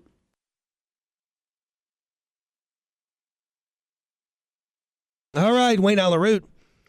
War Now. I was born free. I'd be a lot freer A lot freer if today we had repealed Obamacare and replaced it with the Affordable Care Act. I'd be much freer, but we didn't. We didn't do it. We didn't vote and lose. We just postponed the vote, and everyone's calling it a massive defeat for Donald Trump. If this was George W. Bush, if this was Jeb Bush, if this was any other person, any other president, I'd agree. But this isn't a massive defeat for Donald Trump. BS, bullspit. He will come back. He will renegotiate. He'll have a deal on the table, and he'll pass it in a matter of days. And what will Democrats say then? They'll look like idiots. It'll be the lead story in the news. Trump passed the repeal of Obamacare, and Obamacare's done. That'll be the headline all over the country in a matter of days. Right now, you've got simply 30 Republicans who are saying no, and that's holding this up. And I think 5 or 6 of them are moderates who are saying it's too conservative, and like 24 of them are conservatives saying it's too moderate. And all of them are wrong, because I'd like it to be better. I'd like certain things taken out. I'd like certain things added. But in the end, it is what it is. It's the best we could do, and it's much better than we've got. You've got to save the American economy. You're not going to save the American economy unless you get rid of Obamacare. No one is going to create a job with Obamacare in the way. It's amazing to me. You know, it's just amazing. Even I forget certain things, or I think it's like a dream. I'm not sure if I could believe what I really remember believing. Because the reality is, 7 years ago when Obamacare was passed, do you remember what the CBO said? The Congressional Budget Office said 2 million jobs would be lost. And no Democrat cared. They all said, ignore the CBO, who cares? Now the CBO says 24 million people could potentially lose their insurance. And by the way, they didn't say they would lose it. They said they would opt out of it. They might choose to drop it. Many of them. But now that's a big deal. What about when they said 2 million jobs would be lost? Democrats didn't care. When they said the deficit and the debt would explode, Democrats didn't care. But now all of a sudden they care about the CBO. Now it matters. Anyway, it's going to come to a vote in the next few days. This is going to be a great example. All right, I'm going to brag a little bit. Great example of how Wayne is always right about the Donald Trump stuff. I was right about the election. I was right about the polling. I was right about being Brexit. I was right about the polls all being wrong because the average person wouldn't even pick up the phone. They were polling the wrong people. They were also oversampling Democrats. I've been right about virtually every single thing ever for the last 18 months, or now it's almost 24 months since Trump first announced for president. And I'll be right on this one, too. This was not a stinging defeat. Nonsense. He's going to be back. He'll pass the bill. And no one will ever remember that the first one had to be postponed. They will not remember. So I think it'll pass. And I think all these people that are now saying Trump's embarrassed are the ones who will be embarrassed. And by the way, the Freedom Caucus is filled with conservatives who supported Donald Trump for president. And now they're making Trump look bad. I think it's a big mistake. It's a big mistake. And you know what it comes down to? Money. The Koch brothers are spending millions and millions of dollars to make sure it doesn't pass to embarrass Donald Trump. And they're telling all their people, and they, so many Democrats are bought and sold by big business and bought and sold by environmental companies and wacko radical liberal groups. Well, guess what? Lots of conservatives are owned lock, stock, and barrel by the Koch brothers. And by the way, that's no sin. Everybody's got to be owned by someone because running for office costs millions of dollars. $1 million plus per congressman in some areas, several million for each congressman, and for each senator, 15-20 million. 15-20 million. And so someone's got to pay the bill. So it's not a sin or anything to have a debt owed to a person who gave you a lot of money, donations, contributions. But the reality is that the Koch brothers are the biggest donors in the entire Republican world. And when they say jump, everybody says how high. Everyone says how high. And so the Koch brothers are willing to spend millions and millions of dollars to defeat this thing. Millions. And I don't know why. I just don't understand it. It doesn't make sense to me why the Koch brothers would be against this. This is good for any businessman in America. Absolutely good for any business and any businessman or woman in America. But the Koch brothers evidently don't care. All they care about is, will it embarrass Donald Trump or not? I think that's all it comes down to. Because I just can't believe anybody would say, I don't want it. Because it's a hell of a lot better what we got now. Maybe the Koch brothers, are just saying it's just Obamacare 2, Obamacare Light. So here's the headline. Conservative Koch brothers spending millions to stop the GOP healthcare bill. The conservative Koch network is promising to spend millions of dollars to defeat the healthcare overhaul backed by President Donald Trump and top House Republicans. Their leading organizations, Americans for Prosperity and Freedom Partners, announced late Wednesday the creation of a special fund to support House members who vote against the healthcare bill.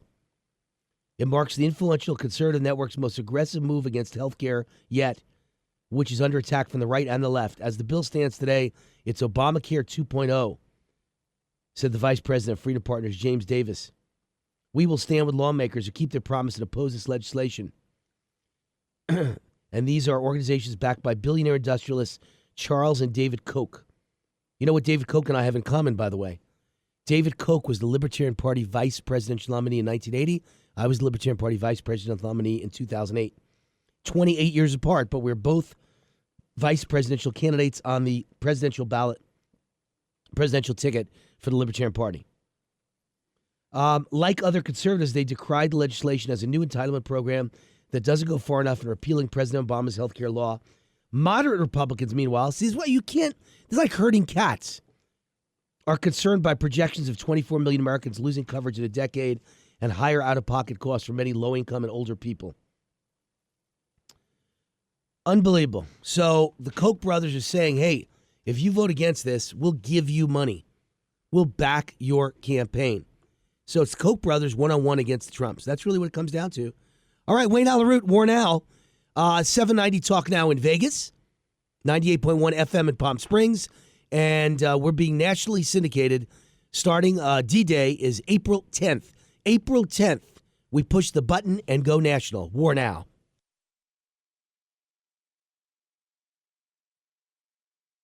All right, Wayne Allyn, WAR Now.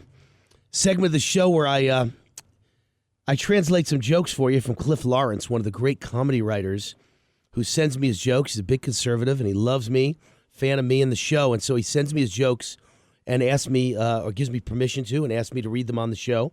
And some of them are so funny, it is just unbelievable that a guy has a mind like this. This guy, it's hilarious. So here's what he sent me a couple nights ago. Rachel Maddow meltdown. MSNBC anchor Rachel Maddow's attempt to embarrass President Trump by releasing his tax returns has backfired. Maddow's not taking it well. She looks like a beaten man. It's this kind of reporting that gives fake news a bad name. Maddow miscarriage. MSNBC anchor Rachel Maddow's credibility is taking a hit. To give you an idea of how bad it is, she's been offered a job at CNN. Even Brian Williams is calling her an embarrassment. More problems for Rachel Maddow. She just lost her endorsement deal with Men's Warehouse. The Democratic Party's in desperate need of new blood. Hillary Clinton is 69. Charles Schumer is 66. House Minority Leader Nancy Pelosi is 122. But her stretched face does look good. Clinton campaign. According to The Hill, Chelsea Clinton is considering her own foray into politics. Obviously, she can't run for dog catcher because that would be a conflict of interest. Last night, the president was in Nashville, where the illegal population is soaring. To give you an idea of how bad it is, Nashville's nickname used to be Music City. Now it's Ciudad de la Música. According to a new study, parents live longer than people without children.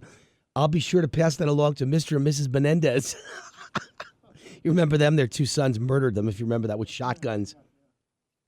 Everybody's getting into the St. Patrick's Day spirit. For example, Snoop Dogg just released a video in which he shoots the Prime Minister of Ireland. A lot of cities have their own unique St. Patrick's Day traditions. For example, every year in Barstow, California, they cook green meth. This guy is funny. And finally, Hollywood news. According to the National Enquirer, Caitlyn Jenner has the hots for Boy George. But Boy George isn't interested. He thinks Caitlyn is a weirdo. All right, that was Cliff Harris's jokes, his comedy. He's a comedy writer for some of the late night hosts and some of the biggest comedians in America. And he sends them his one-liners, and they write him a great big fat check. And that's an example of some of the great comedy of Cliff Lawrence. Great to have him with us. All right, we're taking calls, 844 War Now 1 for the entire rest of this hour. No guests, just calls, 844 War Now 1. Toll free, 844 War Now 1, 844 927 6691.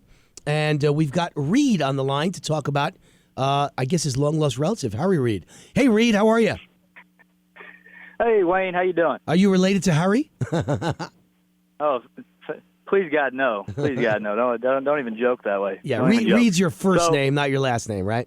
Yeah, no relation. If you were related to Harry, politics. but if you were related to Harry, you'd have a very unique name, Reed.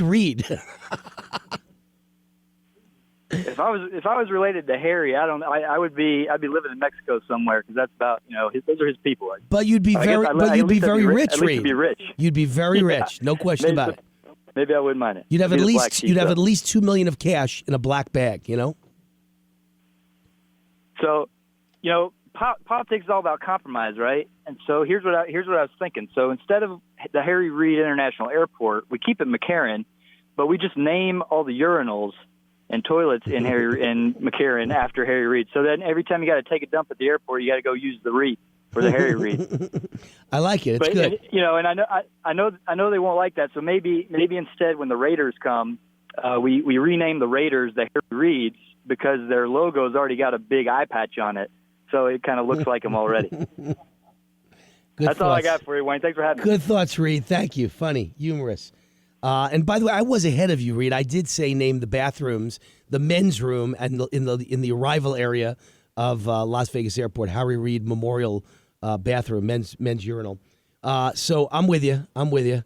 But all kidding aside, you just can't name an airport after a controversial lightning rod like Harry Reid that a lot of people don't like. And I'm trying to be fair. I tried to be nice. In the Vegas paper today, I actually said, look, I know there are Democrats who think he brought home the bacon. I know there are people who liked him. I know there are Democrats who support the things he did for Obama. I get that. But you have to understand that most tourists are upscale. They make a lot of money. That's what they're doing here. You can't pay $300 a night for a hotel and go out to dinner for $200 and go play golf for $300 and then go gamble $1,000 unless you have a lot of money. And they fly first class to get here. And those people voted for Donald Trump, and they don't want to land at Harry Reid Airport. It's just bad branding, bad marketing, bad image for the city of Las Vegas. No question about it.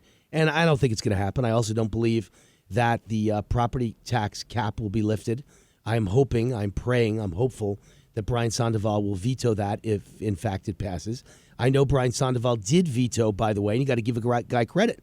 I attacked him pretty strong last week and said he's the worst Republican governor in America, so I owe him credit when he vetoed the bill that would have meant when you go to DMV to get a driver's license, you automatically are registered to vote. You don't even have to say yes. You don't have to ask for the form. Nothing. They just automatically register you to vote. That was the lame brain plan of the Democratic Party that wants to register every illegal in the whole world and make sure every election tips Democrat with people who, are too lazy to ever ask a simple question. Can I have a voter registration form, please?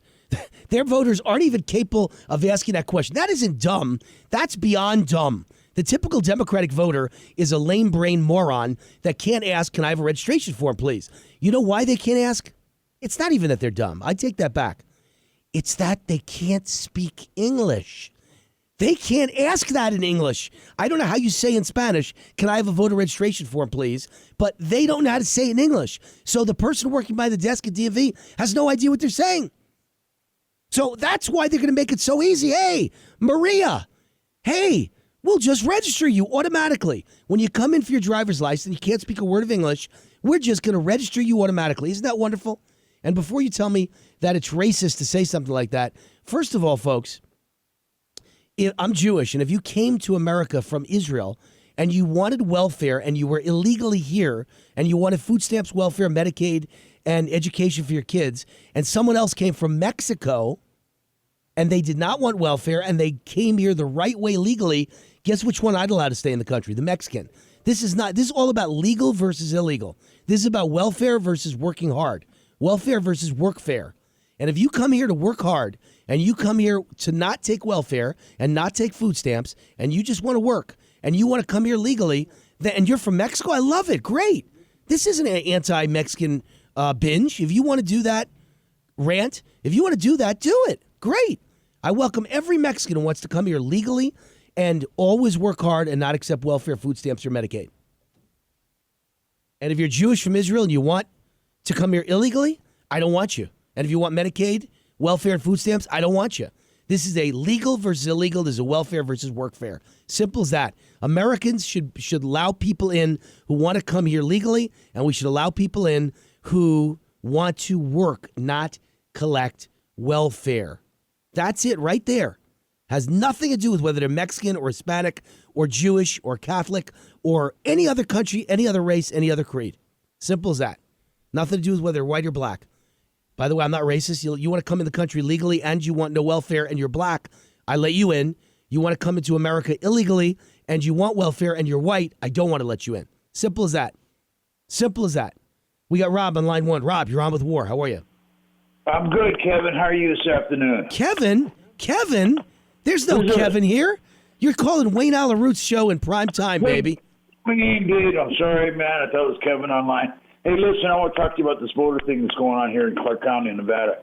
We got to stop this CCSD 6-to-1 voting for sanctuary status.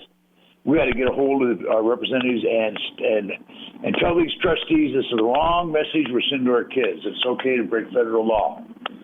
And I understand the Young Conservatives got the regencies over UNLV to capitulate and stop the sanctuary status for UNLV, which is horrendous.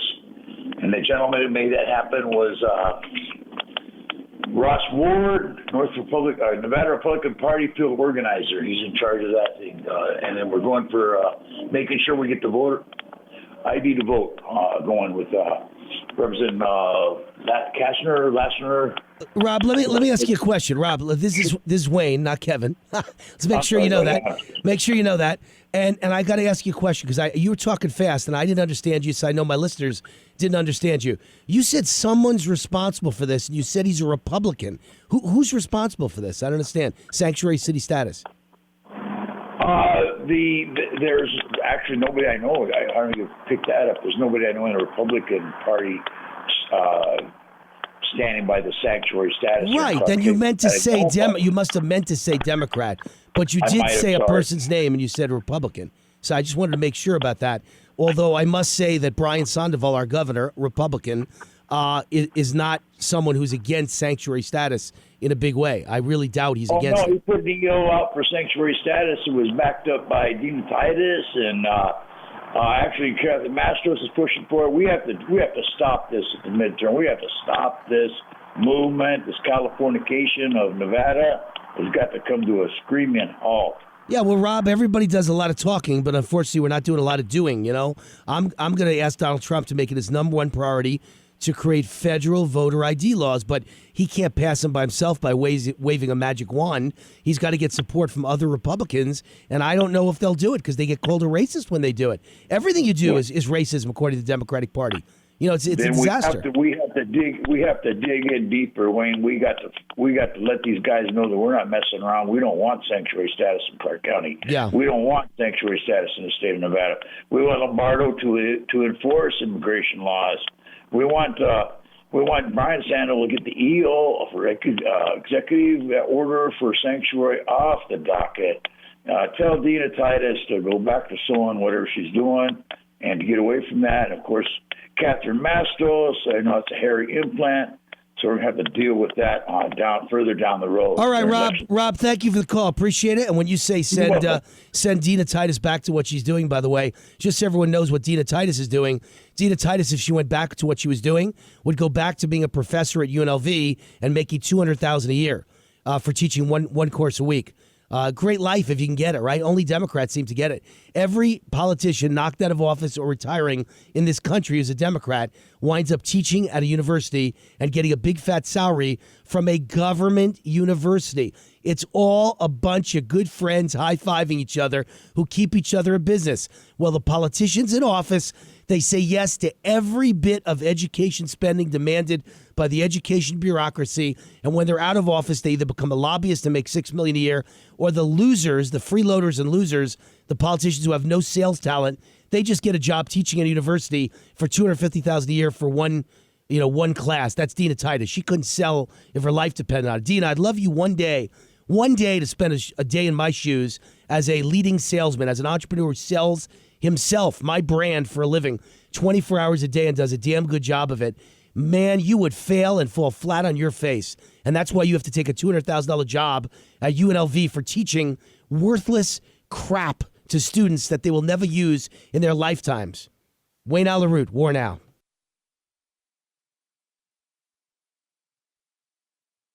All right, Wayne Allyn taking calls, 844-WAR-NOW-1, 844-WAR-NOW-1. It's not often I could tell you this, but if you get on the line now, you will absolutely talk to WAR, and you will be on the air and talk to all the listeners of WAR Now at 790 Talk Now in Vegas, at 98.1 FM in Palm Springs, soon to be all over this great country with syndication. But at the moment, the lines are open, so if you want to get through, I always give somebody a hint. You call in now, you will be in line, and absolutely we will get you. There is time. And we will talk to you not only in this segment, but at the top of the hour. 844-WAR-NOW-1.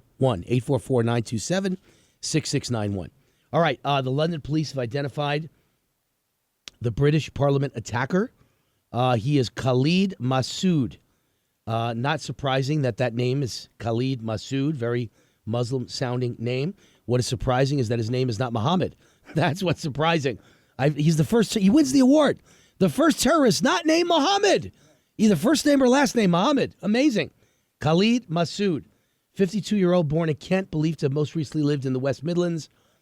Known to the police, had a series of previous convictions for assaults, including grievous bodily harm, possession of offensive weapons, and public order offenses. First conviction was in November 1983 for criminal damage.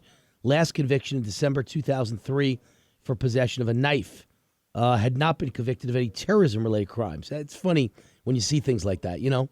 It's like that kid that attacked me. If you were listening to the show yesterday, I almost lost my life 3 times in high school. The third time was the absolute worst, where I should have died, and that was where he had a machete, just like this guy.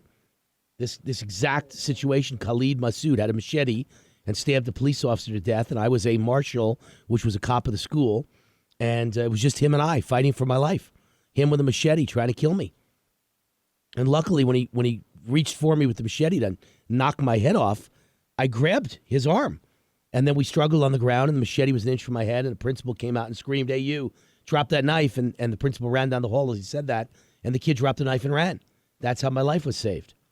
But, you know, to say that somebody was in possession of a knife and had convictions for assault, including grievous bodily harm, possession of offensive weapons, and public order offenses, and then say in another sentence he had not been convicted for any terrorism-related crimes, kind of interesting, because it makes it sound like, hey, no big deal.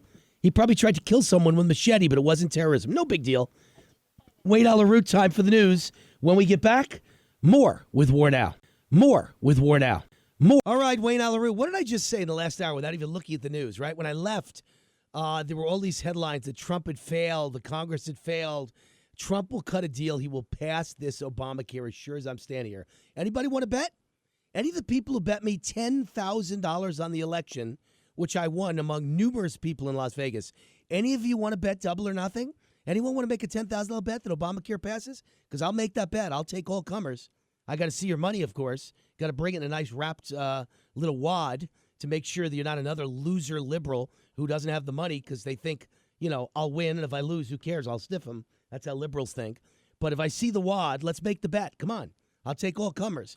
Trump will pass health care. And now what do I see at Fox News? The headline is they've ordered a vote for Friday night. Do you think they'd order a vote for Friday night if they didn't know they had the votes? Trump has done it again. I guarantee you. It was like an hour of failure, and now he's back to a success again. I guarantee you they will pass. But my bet isn't that it'll pass Friday night. It's that it'll pass, period, sometime. Might take 2 weeks. But Trump will pass it sometime in the next 2 weeks. Second headline at Fox News, potential smoking gun showing Obama administration did, in fact, spy on Trump team.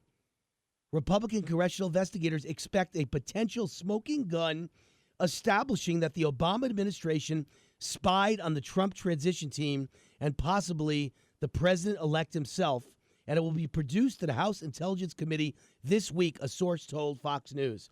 Okay, folks, so all of you out there that have been saying that Donald Trump's a liar, fake news, can't be trusted, makes things up, exaggerator, faker, all of you go screw yourselves because you didn't know what you were talking about. I said from day one he was telling the truth. How did I know? Because Obama used the IRS to try and destroy me. That's the same type of guy that would, of course, use wiretapping of some kind, surveillance of some kind, spying of some kind to go after Donald Trump. You don't think he would use that as an excuse to listen in on the campaign? So that they knew exactly everything the campaign was doing? Come on, folks. I may have been born yesterday, but I wasn't born in the last 5 minutes. Of course Obama spied on Donald Trump. He's a terrible person. All right, let's take JD on line 2. Line 2, JD. JD, you're on with WAR. How are you, buddy? Thank you, buddy. Hey, I think something very important regarding Portman's run against March for mayor. Rob has raised Workman, has raised $22,922, and of which he's loaned about $22,000 of his own money for it, while March has received almost $250,000. But it's interesting where she's getting her money. First of all, there is a $10,000 donation from Green Valley Ranch and a $10,000 donation from a Seattle-based Savage real estate company, which is credited with helping Henderson shape its land use policy. What you know a what surprise. that means? Yeah. High density. Now, here are some of the other schmeckles. Board of Realtors, Searchlight Leadership Fund. That must be a Harry Reid fund, right? That's correct. North Las Vegas Leadership PAC. I don't know why. Yeah. They would give money. The committee to elect Chris Giuliani has given her money. Of course. Now, big Democrat. Now, not only has Stations Casino, and I'd question this if I was running for mayor. Also, of course, Andy Hafen endorsed her. But if I was running for mayor, Barley's Casino, Fiesta Casino, Sunset, Green Valley Ranch, Fiesta Henderson, Sunset Station, and Boulder Highway all have given her donations. They're not different companies, Wayne. They're all the same company owned by the Fertitta brothers. Right. So there may be some campaign finance violations right there. But you know what's funny? Look, I'll bet you $1 million the Fertittas are conservative Republicans who agree with me on every issue, virtually every issue. But this is where the divide is. This is why corporate America is against Donald Trump. They're Republicans in nature. They're conservatives in nature, in general. But they always do what's best for their company, for themselves. And they're billionaires. Yeah, they're greedy. Exactly. So the Fertittas might be total Republicans, yet they gave all their money to Deborah Marsh because they know where the butter is greased. They know that Deborah Marsh, once elected, they're in her district, most of their casinos, Green Valley Ranch in particular, and she'll do whatever bidding they want. Anything they say, she will say, how high you want me to jump. Green Valley Ranch, Sunset Station, and Fiesta are right, all in Henderson. Right. Plus Barley's, that's in Henderson. Yeah. So he's really uphill, and I hope you get him on again. And I hope maybe you can ask for. Last time he didn't ask for donations. Maybe you can ask him for where we can donate to him. And because if she gets elected, we are going to get high density apartments. We're going to get all kinds of crap. We're going to get all kinds of expenditures because she's a Democrat at heart. She's a lion rhino. And she's not a rhino. She's not a rhino. She's a Democrat. She's not a Democrat at heart. What made you say that? You must have thought somewhere she said she's a Republican. Not true, JD. She is a registered Democrat. When Rick Workman was on the show, he showed me that as recently as 3 weeks ago, he called the Department of voting. I don't know what's the word. Department of registration. I don't know. Whatever the voting. Yeah. Whatever it's voting. called, voter registration. There we go. He called the Department of Voter Registration. She was registered as recently as 3 weeks ago as a Democrat. He found a website where it says Women for Harry Reid, and there was her name clearly in there, Deborah Marsh. So, I mean, she's a Democrat. She is a Democrat. Yeah, I'm agreeing with that. All right. And for all your listeners, again, in your area, tomorrow is early voting up there in Friday at Solera Community Center at Anthem. You can vote from 9 to 5. Now, hold on. I want to make sure you're right about that because when you said that last week, I wrote it down, and I brought it home with me. That's how I listened to JD. And I went online to make sure and to find out what address to go to. And it's when I looked up the Henderson voter information, it said that the Anthem voting going on in Sun City Anthem was next Saturday, not this Saturday. Are you sure it's this Saturday? Just be sure it says that. No. It is today, March the 23rd, and tomorrow, March the 24th, at Solera at Anthem Community Center on Somersworth and Solera Sky Drive. All right, I'll check on that. I looked online. It said next Saturday. I thought next Friday and Saturday, but I could be wrong, or it could have been wrong. It could have been wrong. It's today and tomorrow, and that is it. On the 29th, it's at Sun City Anthem Center. Oh, that's Hampton what Road. I meant. Okay. That's next Wednesday and Thursday at Hampton Road. But today and tomorrow, it's on Summerworth Drive and Scalera Drive at Anthem Community Center. Okay, got it. One final thing regarding Hoerhouse. He was named, they renamed the Henderson Train Company after Harry Hoerhouse Reid. Andy Hafen, the mayor of Henderson, did it by proclamation, which is very apropos, in my opinion. Harry Reid railroaded the country and the state of Nevada for his benefit so he could become a multimillionaire. The last financial report I saw of Harry Reid about 5 years ago, he had a net worth of $22 million, and he never received a salary of more than $177,500 in government for over 40 years, listeners. So when you want to name something for Harry, name something appropriate. A whorehouse, an outhouse, and a railroad. And by the way, you didn't mention, he is the guy who carried Obama's water for 8 years and railroaded the entire middle class of America with Obamacare, shoved it down our throats, shoved it up our butts. That's the man who did it, Harry Reid. And you forgot that Harry said Obama was a light-skinned Negro with a Negro dialect that he could turn on and off. And old Obama, he is 50% black and 50% white. He inferred that he was at Selma, Alabama, with all those people down there in Selma, which was when he was like 4 years old. So, liars and thieves hang together, and this Democratic Party that we have up in Carson City is the biggest bunch of liars and thieves that want to retro everything back 50 years and are just making a mess out of this state if our governor doesn't veto some of this crap. But let's give him credit. He did veto the idea that when you go register to vote, register your car for a driver's license. I'm sorry, I'm saying it wrong. When you go register for a driver's license, you automatically are registered to vote. He did veto that 3 days ago. Are you aware of that? Whoop-de-doo. Yes, I am. Well, that's a good thing. I'll give him credit. I got to say That's something nice when he does something right. If he ever wants to run for office in Nevada, he better start doing something. Well, he's not. But JD, he's never running again for anything. There's nothing to run for. Once you've been governor, you're not. There's nowhere else to go. He's not running for Senate against Dean Heller. So there's nowhere to go. Why couldn't he run if he changes parties to a Democrat, which is where he belongs? Yeah, I think at this point he wants to be a federal judge and get a safe salary for the rest of his life. I guarantee. Well, Harry can't appoint him anymore.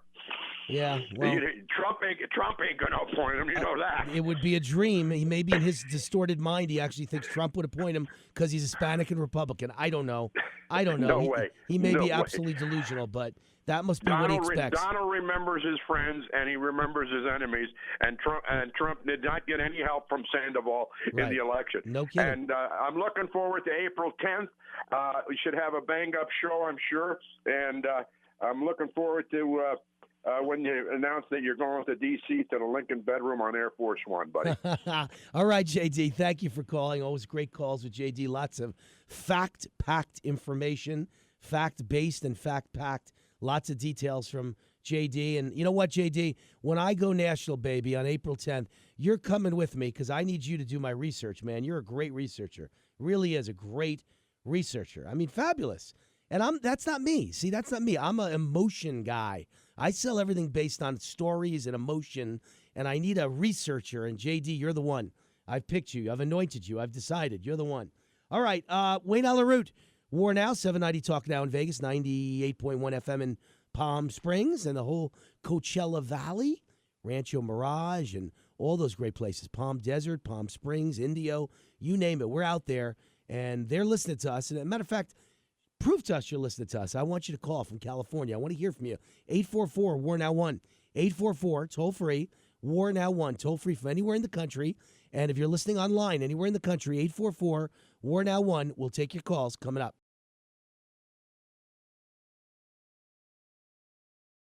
All right, Wayne Allyn, WAR Now. We've got a caller. We'll take Tom on the line. Tom, you're on with Wayne Allyn. Wants to talk about George Soros. How you doing, Tom? Oh, is this the Wayne Allyn Airport? It is. It is. It's Wayne Allyn himself who's directing traffic on the runway as we speak. How are you? Gotcha. Okay, I heard from Roger Stone last night about George Soros has already paid people off to assassinate Donald Trump. Why is this man not arrested? Well, first of all, I like Roger. Roger Stone's a friend of mine. But you can't believe everything everybody says. You have to prove stuff like that. Is that true? I don't know. I wouldn't doubt it. I could see George Soros doing that. Liberals all want to kill Trump. I get it. But you got to prove things. You can't just say it. So I don't take anything at face value. Well, Roger says that, okay, prove it. Who killed Sonny Bono? I mean, wasn't that when Clinton was in office? But nobody knows who killed Andrew Breitbart. I don't know. He may have just died of a heart attack, but maybe it was someone else. Maybe it was Obama. I don't know. All I could tell you is we can all conjecture about things, but you can't prove it. Putting someone in jail requires proof to prosecute them and proof to convict them. That's all I'm saying. Okay, well, I believe Roger Stone said he's got proof and he's going to go after these people. He's got a whole list of names. Yeah, well, listen, Roger's a character, and he's one of the funnest guys I've ever known. And he's a great guy. He's the kind of guy you want to hang out at a bar and have a couple of drinks and have fun with. And he may very well be telling the truth, but proving it is another thing. It's not easy to do. Yeah. He also says they tried to murder him recently. And, who knows? Yeah. I don't know whether that's true or not. I have no idea. Might be true, might not be true. Well, can he prove it? I didn't see anyone go to jail for it, so I don't know. Right? Right. And in spite of all the danger, that was George Harrison of the Beatles, as one of his first songs he ever wrote. We're all in danger, sir. Yeah. Well, that could very well be.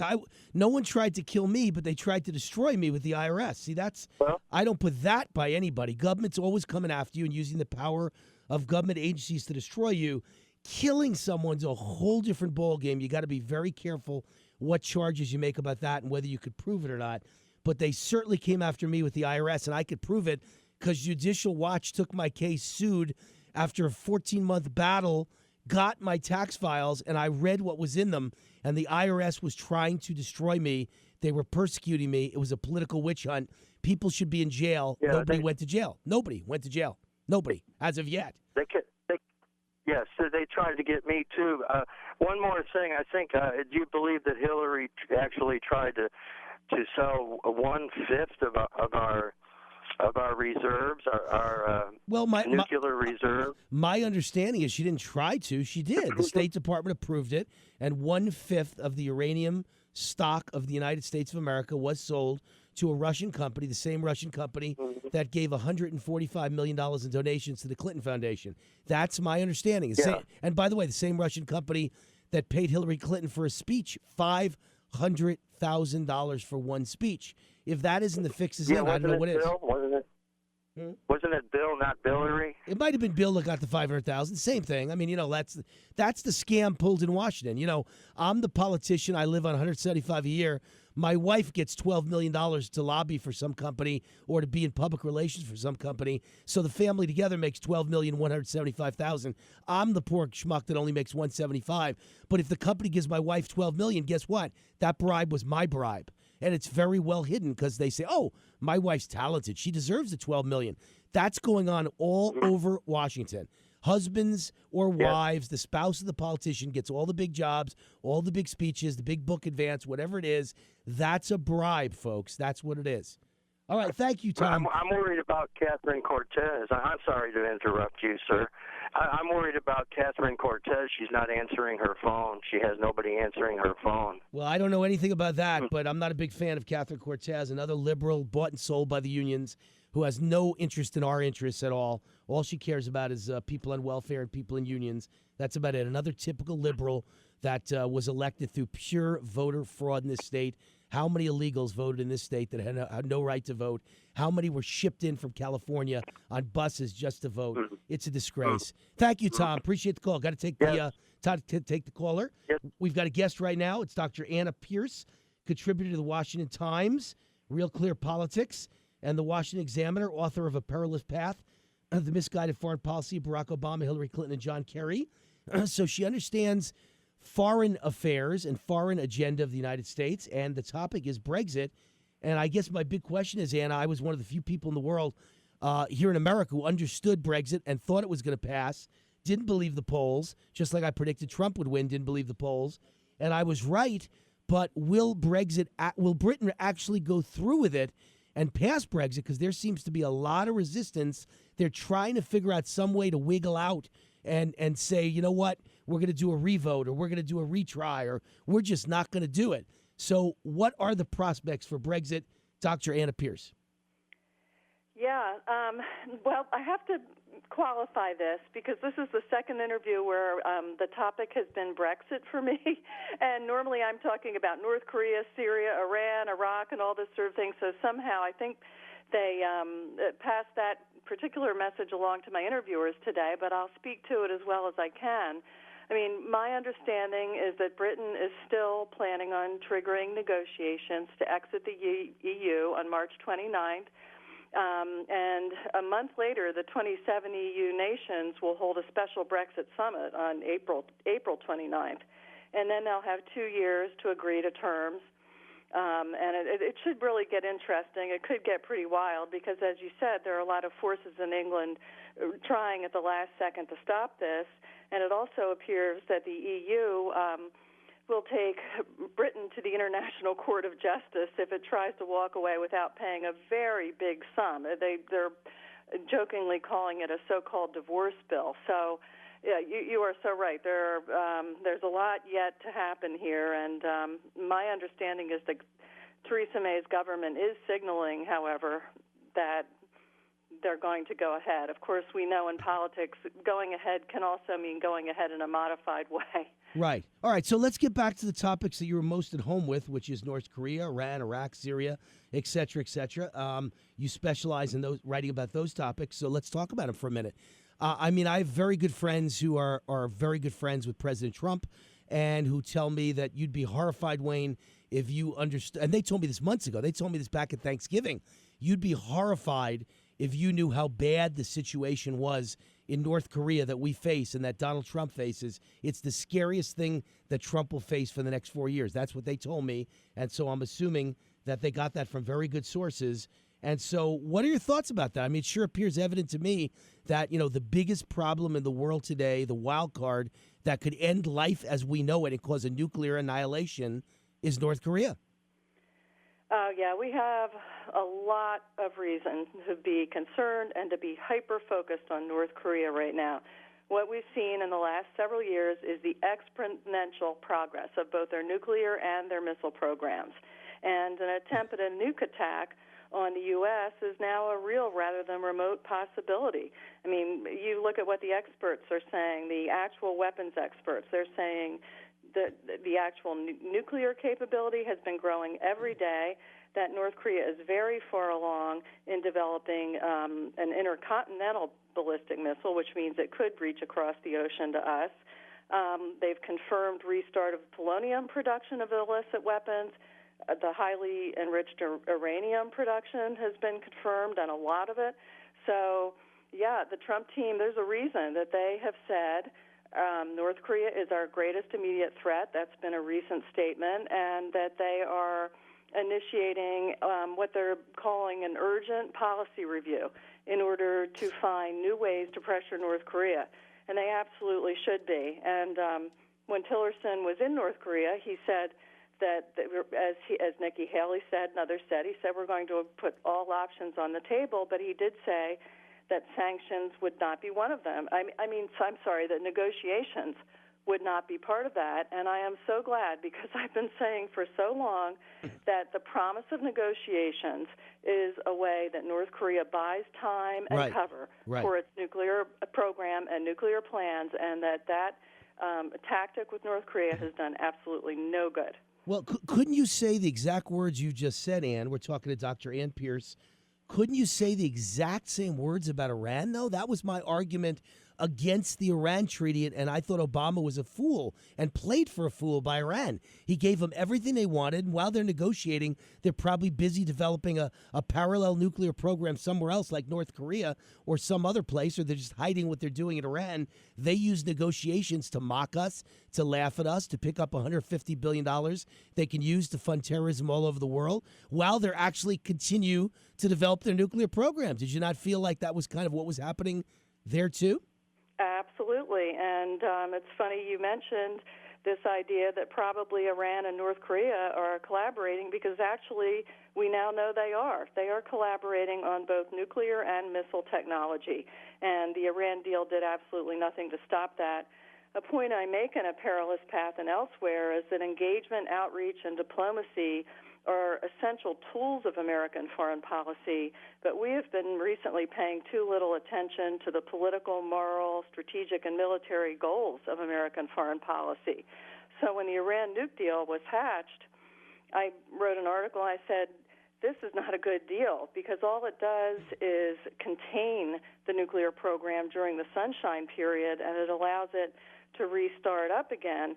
This is not what we said our goal was, for good reasons. When you're dealing with an extremist regime that has proven aggressive and terror sponsoring like Iran, you want to stop their nuclear program, not just contain it. But since the deal itself, we need an Excel sheet to keep track of all the secret concessions, side deals, and payouts to the Iranian regime by the Obama team. And now we're in a much worse situation. Much worse. You know what's funny is you don't know me, and this is the first time you've been a guest on my show. First of all, on April 10th, I'm going nationwide. So the show will be nationally syndicated. And before I ever got into the radio business, I was an actor and a game show host in Hollywood. And one of the funniest things in the world is when you meet everyone in Hollywood. I've never done a drug in my life, never smoked a cigarette, never drank. But when you meet people in Hollywood, everybody does everything to excess. And I would meet people who had met each other at a rehab clinic and got married, right? And the marriage never lasts like 2 weeks before they want to kill each other, and the wife whips out a knife and the husband whips out a knife and police are called and they jump on the policeman. These are the weirdest people in the world. So I was laughing in my mind when you said that Iran and North Korea have gotten together. That's like two people meeting to get married at a rehab clinic, right? It's never going to end well. It's never going to end well when you meet your future husband at a rehab clinic, and it isn't going to end well when two crazy countries that are both terrorist states get together with each other. Can you imagine what it must be like having the crazy mullahs of Iran in the same room as ill? You know, I mean, can you imagine what that's like? You are not kidding. You are not kidding. I mean, and you're right to point to the fact that they're so different, and yet they're perfectly willing to collaborate and use each other because they're also opportunistic and crazy. Opportunistic and crazy. But if it increases their own power, and it's interesting to look at how all the bad guys around the world really do stick together and help each other out, even though if it really came to a choice between putting that other power down real hard, if they had an opportunity to increase their own, they would do that. And a perfect example of that is that you could actually now probably talk about a Russia-Iran Syria axis. I mean, it wouldn't be unreasonable to talk about the Assad regime and Iran and Russia as an axis because they are coordinating in so many ways in the Middle East. And again, that's a very opportunistic alignment. They're very different in some ways, but they have in common this desire for increased presence and increased oppression of the people in the Middle East. Yeah, well, crazy attracts crazy, so that's what you get with these groups. Like I said, find me an actress who does cocaine, meeting a boyfriend who does cocaine at a rehab clinic, and there's a marriage made in heaven. Crazy attracts crazy, Ann, I'll tell you. All right, Dr. Ann Pierce, thank you for coming on. We love to have you whenever there's any foreign affairs news hitting the fan. We're going to have you on again because you were a lovely Wonderful. voice. What's the doctor stand for, by the way? What are you a doctor in? I have a PhD in American foreign policy, political philosophy, history from the University of Chicago. I was very big picture. I still am. I can't seem to narrow myself down, so I managed to bring all those strains into one dissertation. All right. You sound like my daughter. My daughter Dakota got her degree magna cum laude at Harvard University. She's now getting her master's degree in economics, philosophy, and political science at one of the finest universities. Yeah, now she wants to go get her PhD at Cambridge or Oxford. So she's a bright girl. She sounds like you. So you have a lot in common. Wonderful. All right, Ann. Thanks for checking in with Wayne Allyn. WAR Now. Okay, thanks a lot. And we are headed to a quick ad break. When we get back, your calls to finish up the show. 844-WAR Now 1. 844-WAR Now 1. 844 toll free 927-6691. This is WAR.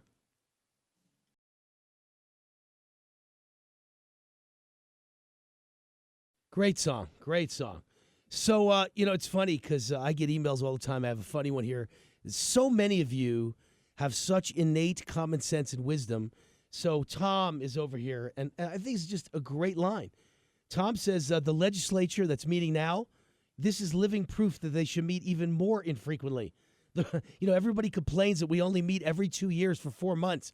The proof is in the pudding. Watch these crazy, maniacal, insane, wackadoodle, snowflake Democrat weirdos in Carson City and the weird things they're passing. As JD said, that like from 50 years ago, they want the ERA again. They're just bizarre. They're bizarre in what they want. They're little children. And they complain we only meet every 2 years. We should be meeting all year long, every year, the legislature. And this guy, Tom, says, thank God the so-called legislature meets infrequently. The Republicans need to introduce a bill to meet even less frequently. How about once every 10 years for 2 weeks in Winnemucca? I love it. That's exactly right. Because they are so crazy. They're one gene shy of being committed to an institute and being declared mentally insane. That's the people we've elected to the legislature as Democrats. And this because most people are asleep at the switch. You don't know who you're voting for. Look, I'm Wade Root. I talk 3 hours a day, 5 days a week. And by the way, the show's on weekends too, 3 to 6. I don't know if you know that. But if you're in your car, it's Best of Wayne, Saturday and Sunday, 3 to 6. But I talk live 3 hours a day, 5 days a week, 15 hours. And when I'm not here, I'm doing radio and TV interviews all day long. So I probably talk more like 25 hours a week straight on politics. And I don't even know who any of these people are that run for school board. I don't know who any of the judges are. I don't know what they believe in. I don't know what anybody knows. And the answer is nobody knows. You're voting for people you have no idea. You're voting because they have an R next to their name or a D next to their name. You don't know anything about them, what they stand for. They all act like they're upstanding people. They're not upstanding people. Half the time, they're hanging in the air with chandeliers hanging from the chandelier with a lampshade on their head, drunk at a party. That's your judges. That's your United States senators, and you don't even realize. These are not normal people. They wear a nice suit, and they have a degree from a nice law school, so you think they're important and they're normal, and they're credible. They're credible. They're professional. And they're just as screwed up as the rest of us. They just wear a nice suit and they got a nice degree. That's about it. There's nothing much separating them from all the weirdos and loonies walking around the strip half naked. They just have a nice suit on. And they could waive their UNLV law school degree. Whoopee. Their University of Reno law school degree. Wow. That and $1.25 gets you a subway ride outside of Nevada, by the way. Let's see you get a Reno degree or a UNLV degree and take it to New York. And let's see what kind of job you get on Wall Street. Okay, let's not laugh here and convince ourselves and be delusional that those are really valuable things. But in Nevada, they make it like it's a big deal. Just like in Wyoming. I'm sure all the politicians in Wyoming graduated from the University of Wyoming Law School. In Utah, they graduated from the University of Utah Law School. You know what those are worth in Washington, D.C.? Not much. In Washington, D.C., if you don't graduate from Georgetown, Harvard, Stanford, Yale, Princeton, Chicago. You got nothing. They're not really very concerned with UNLV or Reno, you know?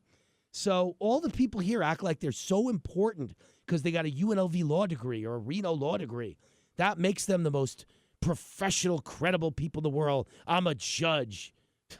Underneath the robe, they're wearing a bikini. They're heading to a sex club. These people are weird. I'm telling you, I've met these politicians. They're not so normal. Trust me, they're as abnormal as the rest of you listening right now, except worse. You know why it's worse? Because they actually are politicians. They actually believe. Their egos are through the roof. They believe they're more important than you and me, even though they're just completely normal humans with the same foibles and same problems as the rest of us. They actually believe the nonsense that they're special. So that makes them, wackadoodles who happen to be psychopaths on top of everything else. And you're electing them. They don't know what they're doing. They don't know what they're doing in Carson City. Scary. All right, let's take Karen on the line too. Karen, you're on with Wayne Allyn. How are you? Yes, fine, and I'm a big fan of your show, and I wish you good luck in your upcoming expansion of your show. Thank you, Karen. I will be listening. Thank you. And I just wanted to comment about the legislature wanting to change the name of McCarran Airport.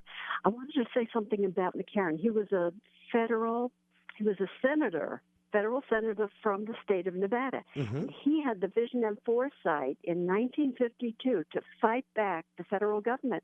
The federal government wanted to impose a 20% tax, imagine that, on each betting wager, and that would affect Nevada solely.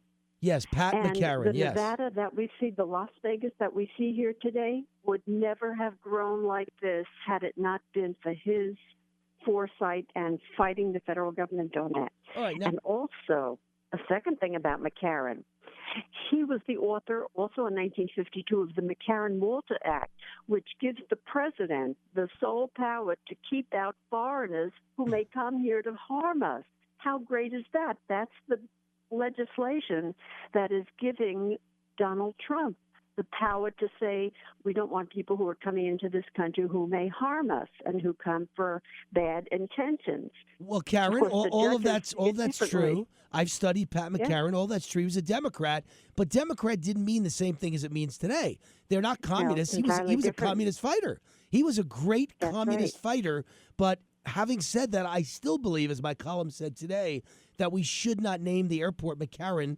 We should name it Las Vegas International Airport. I still believe it's just a misnomer and confusing to put a person's name on an airport, especially when he was a senator 70 years ago and nobody even remembers him anymore who's flying into Las Vegas. They didn't know him. So I just think it's confusing. He's They still, don't- they don't You're know him. right. He's a great man, but they You're don't know right, him. They don't know him, but he shouldn't be thrown under the bus. It should be McCarran Las Vegas International Airport. Maybe All we right. can incorporate that somehow. Here's my But I just compromise, wanted to Karen. tell you, Here's my compromise, I Karen. enjoyed the jokes. Yes, I enjoyed the jokes that you told from the guy who does the jokes for Yes, the Cliff other Lawrence. late night. Yes, Cliff but Lawrence. your jokes are funnier. You're a real comedian. All right, I try Enjoy my it. best. I don't So- make mine up. Mine are spur of the moment. But here's my compromise for you, Karen. I could live with McCarran Airport. Just don't make it Harry Reid Airport. I'll stick with McCarran. Oh, I prefer Las absolutely. Vegas, but I'll stick with McCarran as long as we don't have it Harry Absolutely. Reid. All right, thank you, Oh, Karen. you're right about that. Thanks, you. Karen. Thanks for the luck. call. Thank you. Bye-bye. I believe Karen was a first-time caller, right? So welcome to the world of callers to War Now. Hope you'll continue to call as we go national. We're going to take a quick break and last break of the show, and then we get back. It'll be the last round of callers of the show. 844 War Now 1 844 War Now 1. Wayne Allyn.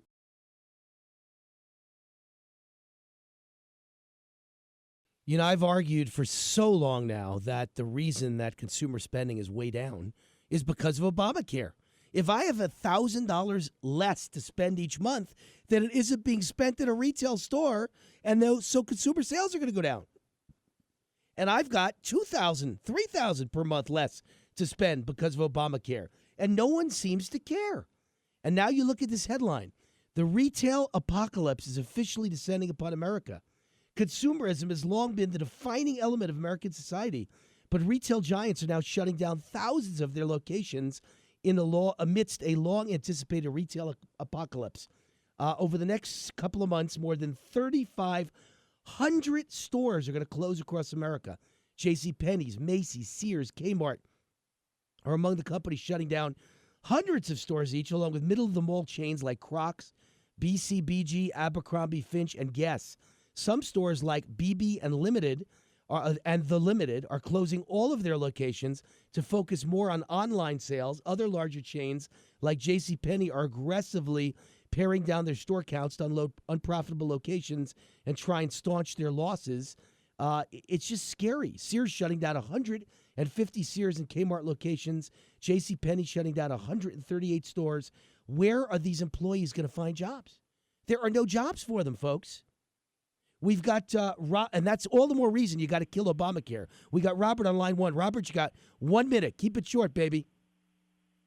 Yes, sir. Right to the point. From an article that CBS, right here in Nevada, thousands of illegal immigrants showed up to DMV to obtain authorization cards. In 2013, Brian Sandoval signed a document allowing illegal aliens with no ID to get permits to drive. Now, here's my point: is that also affects our voting fraud tremendously, but it's a tremendous hazard to human beings because we found one guy that got 21 different IDs in 5 states, kept getting permits to drive, and we want to outlaw. No illegal alien should be able to drive without reporting to ICE because they're killing people and causing tremendous harm and damage. One Correct. guy right here says Fausto Garcia, 51, was driving for 8 years without any kind of permit at all, and then he finally got a permit. But the point is the governors in those 11 states literally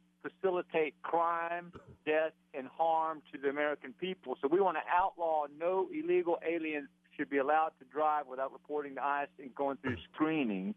Agreed. Because it's killing Agreed. us and hurting us. Agreed 110%. Yes, sir. And the way to achieve that, Robert, is to have photo voter ID with fingerprint, just like Mexico has. If Mexico can do it, then we could do it. Thank you, Robert. Appreciate the call. Appreciate it. Can't go. Gotta go. Robert, I'm sorry. We'll get you on another day. Gotta go. Time to wrap it up because time is up on another great Thursday. Almost done with the week. Thank God it's Friday tomorrow. Thank God it's Friday. Another week in the books. Another exciting week. Hope you enjoy the passion, the energy, and the intensity that I bring you 3 hours every day because it's exhausting for me, and I think it's exhilarating, I hope, for you, but it is exhausting for me. In any case, I love doing it, and I just don't even enjoy my weekends without doing it. I wish I could do this 7 days a week live. That's how much I like doing it. Wayne Allyn, War Now, all the cops out there, all the military, all the first responders, you be safe. We're praying for a great night for you and a safe night for you. See you tomorrow. God bless. For you. See you tomorrow. God bless. For you.